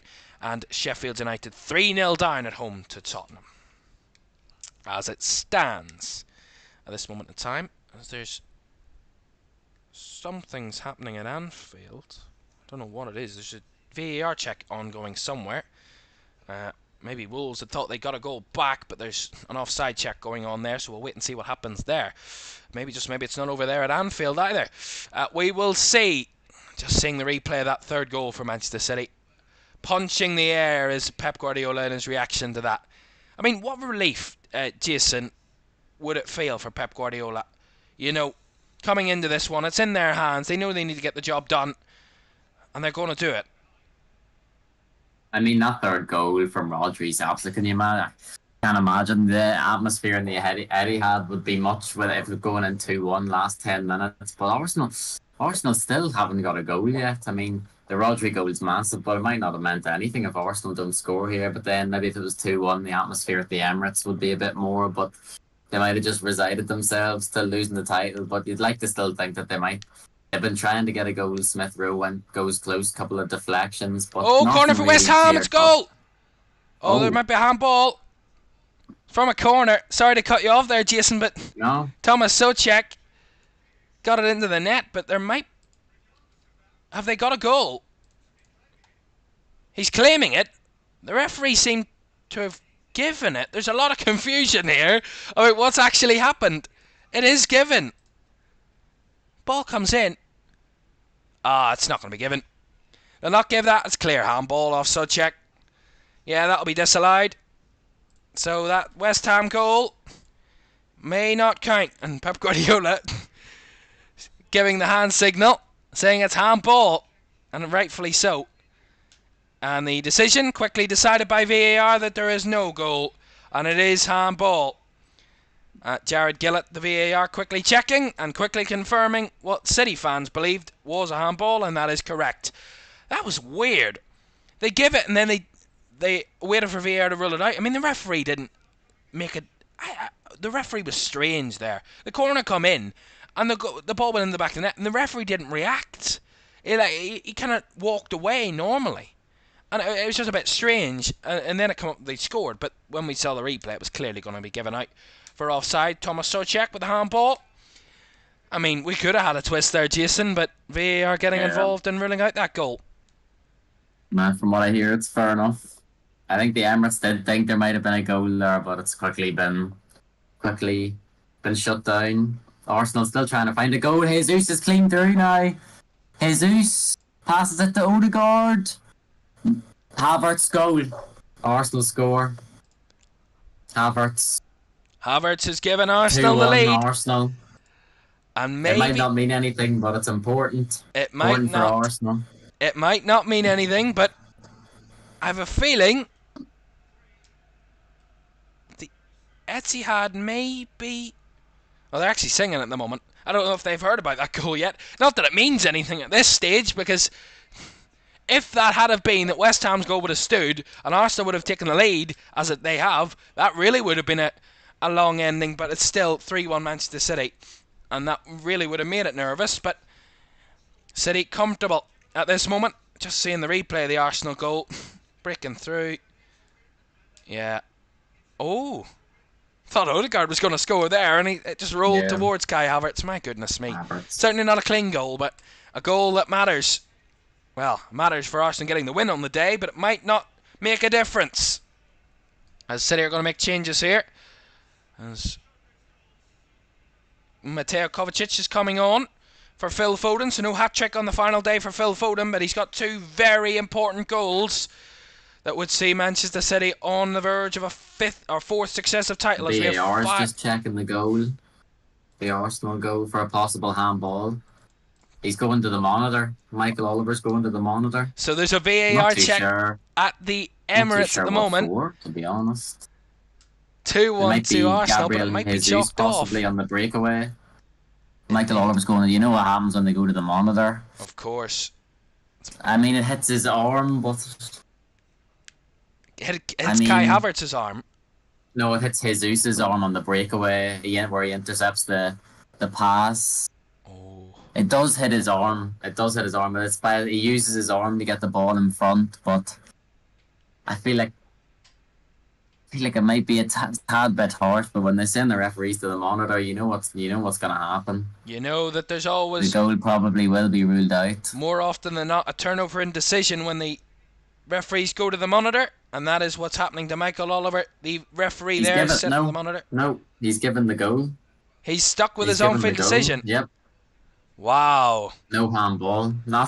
You very rarely see that. Very rarely is it that the There referee you goes go. to the monitor and sticks with the on-field decision, and that is exactly what Michael Oliver has done for the moment. So Arsenal do still lead, which means they need West Ham to score 2 goals in the next 3.5 minutes to give them the title. Well, we've seen it before at this stadium. At this stadium, we've seen late goals to decide the title. The Aguero goal 12 years ago on this stadium to secure the title for Manchester City. It would be a calamitous collapse of City if they do not win this game in the end. But it is 3-1. 5 out of minutes, and 2 of those already gone. So only 3 minutes to go, with 2 goals needed from West Ham to give Arsenal the title. But it doesn't look like that's going to happen. Full-time whistles have gone. Brighton have been beaten on the final day. Roberto De Zerbi's tenure at Brighton comes to a losing end. Man United winning by 2-0 in the end. Dalot and Hoyland with the goals. Forest holding on in the end against Burnley. 2-1 winners against Burnley. Chris Wood's 2 first-half goals, enough to see out victory for Forest on the final day. Those 2 games, the only 2 that have come to an end at this moment in time. The Jurgen Klopp era on the verge of conclusion here. 4 out of minutes, about a minute or so of that to go. Luton 2, Fulham 4 is the final score. Luton are relegated. They are down. Once again, Luton straight back up, or come up, and they're going straight back down into the Championship. They had to wait until the final day today for that to be confirmed, but they are going straight back down to the Championship. But City on the verge of a title once again here at the Etihad. A minute and a half to go, and Manchester City are just moments away from another Premier League title. Their 4th in a row.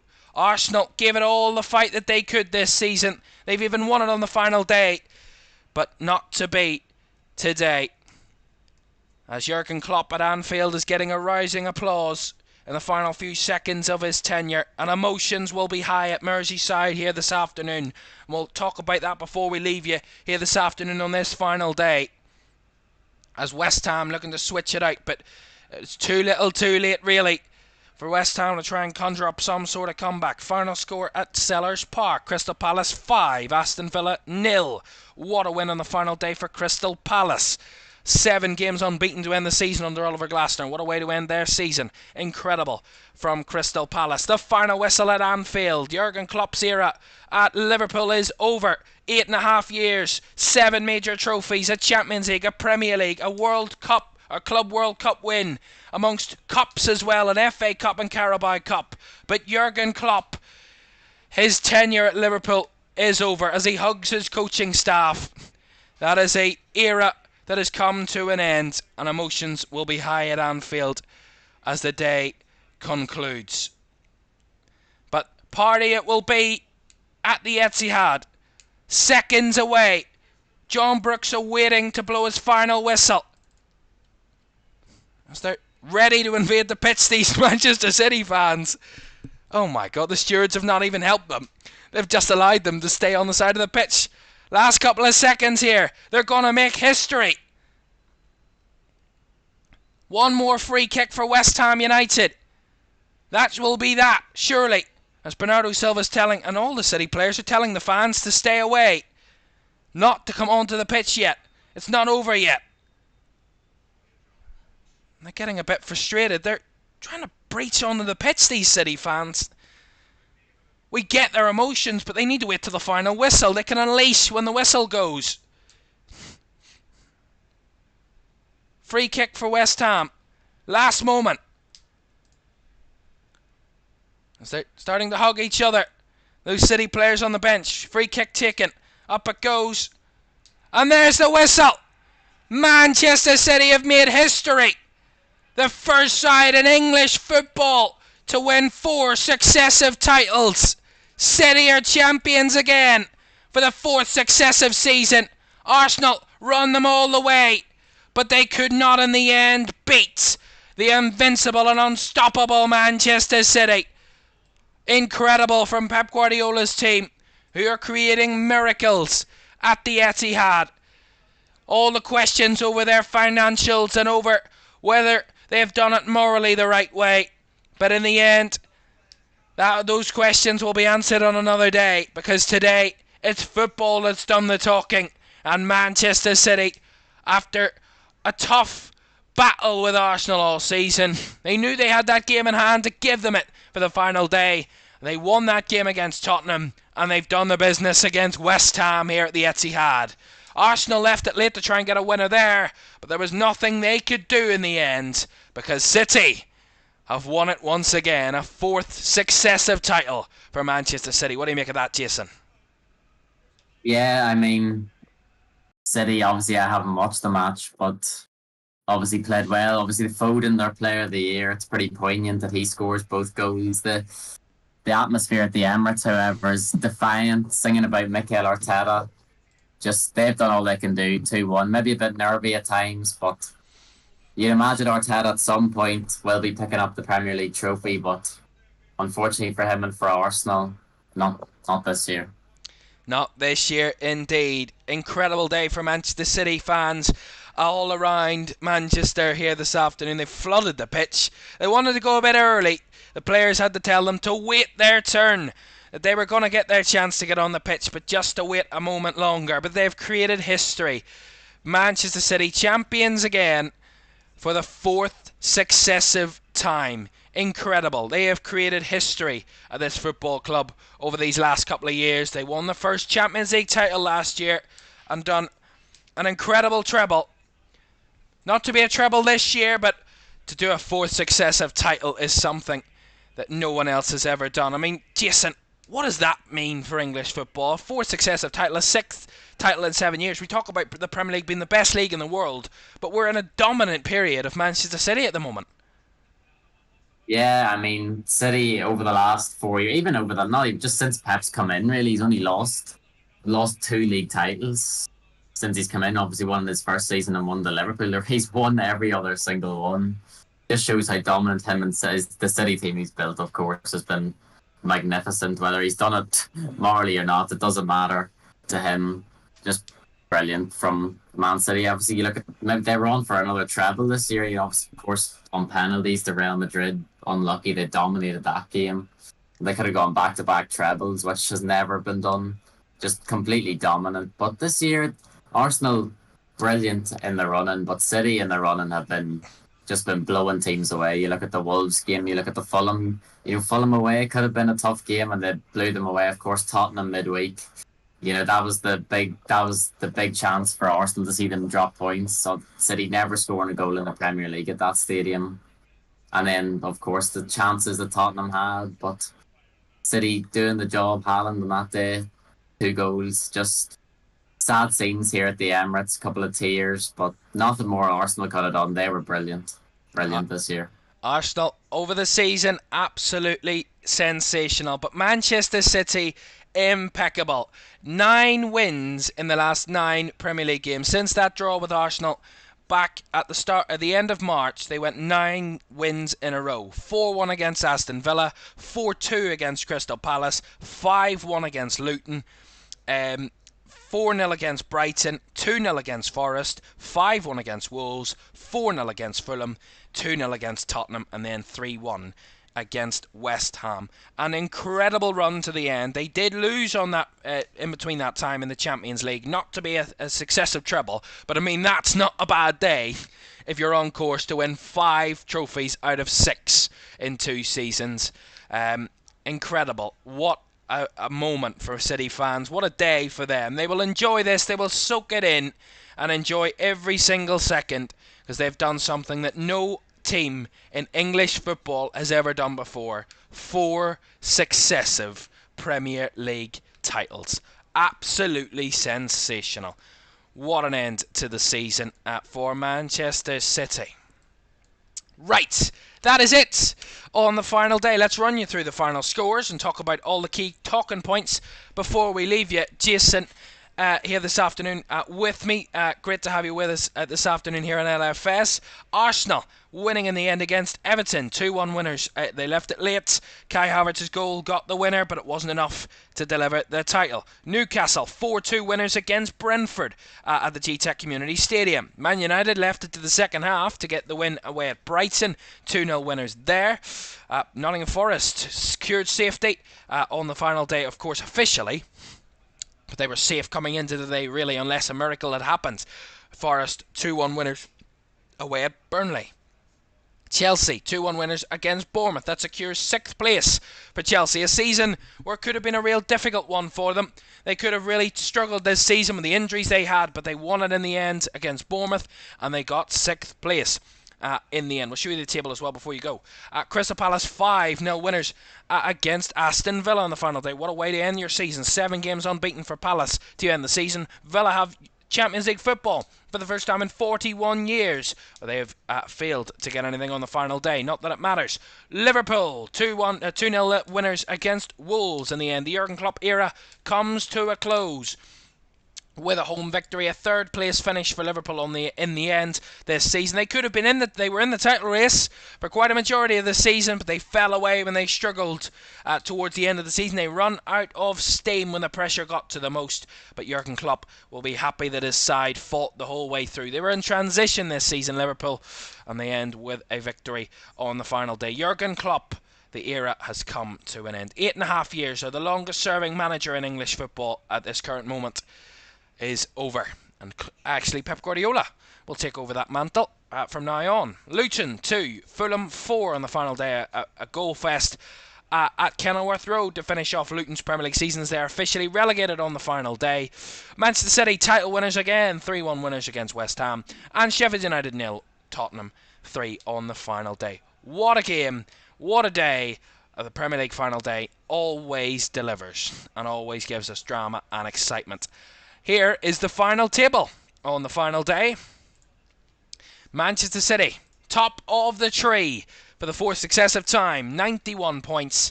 Arsenal on 89 points to finish the season. Another very good season from them, but not enough to get the title. Liverpool on 82 points to finish the season, and Aston Villa in 4th on 68. There are your 4 teams for Champions League next season. City, Arsenal, Liverpool and Villa.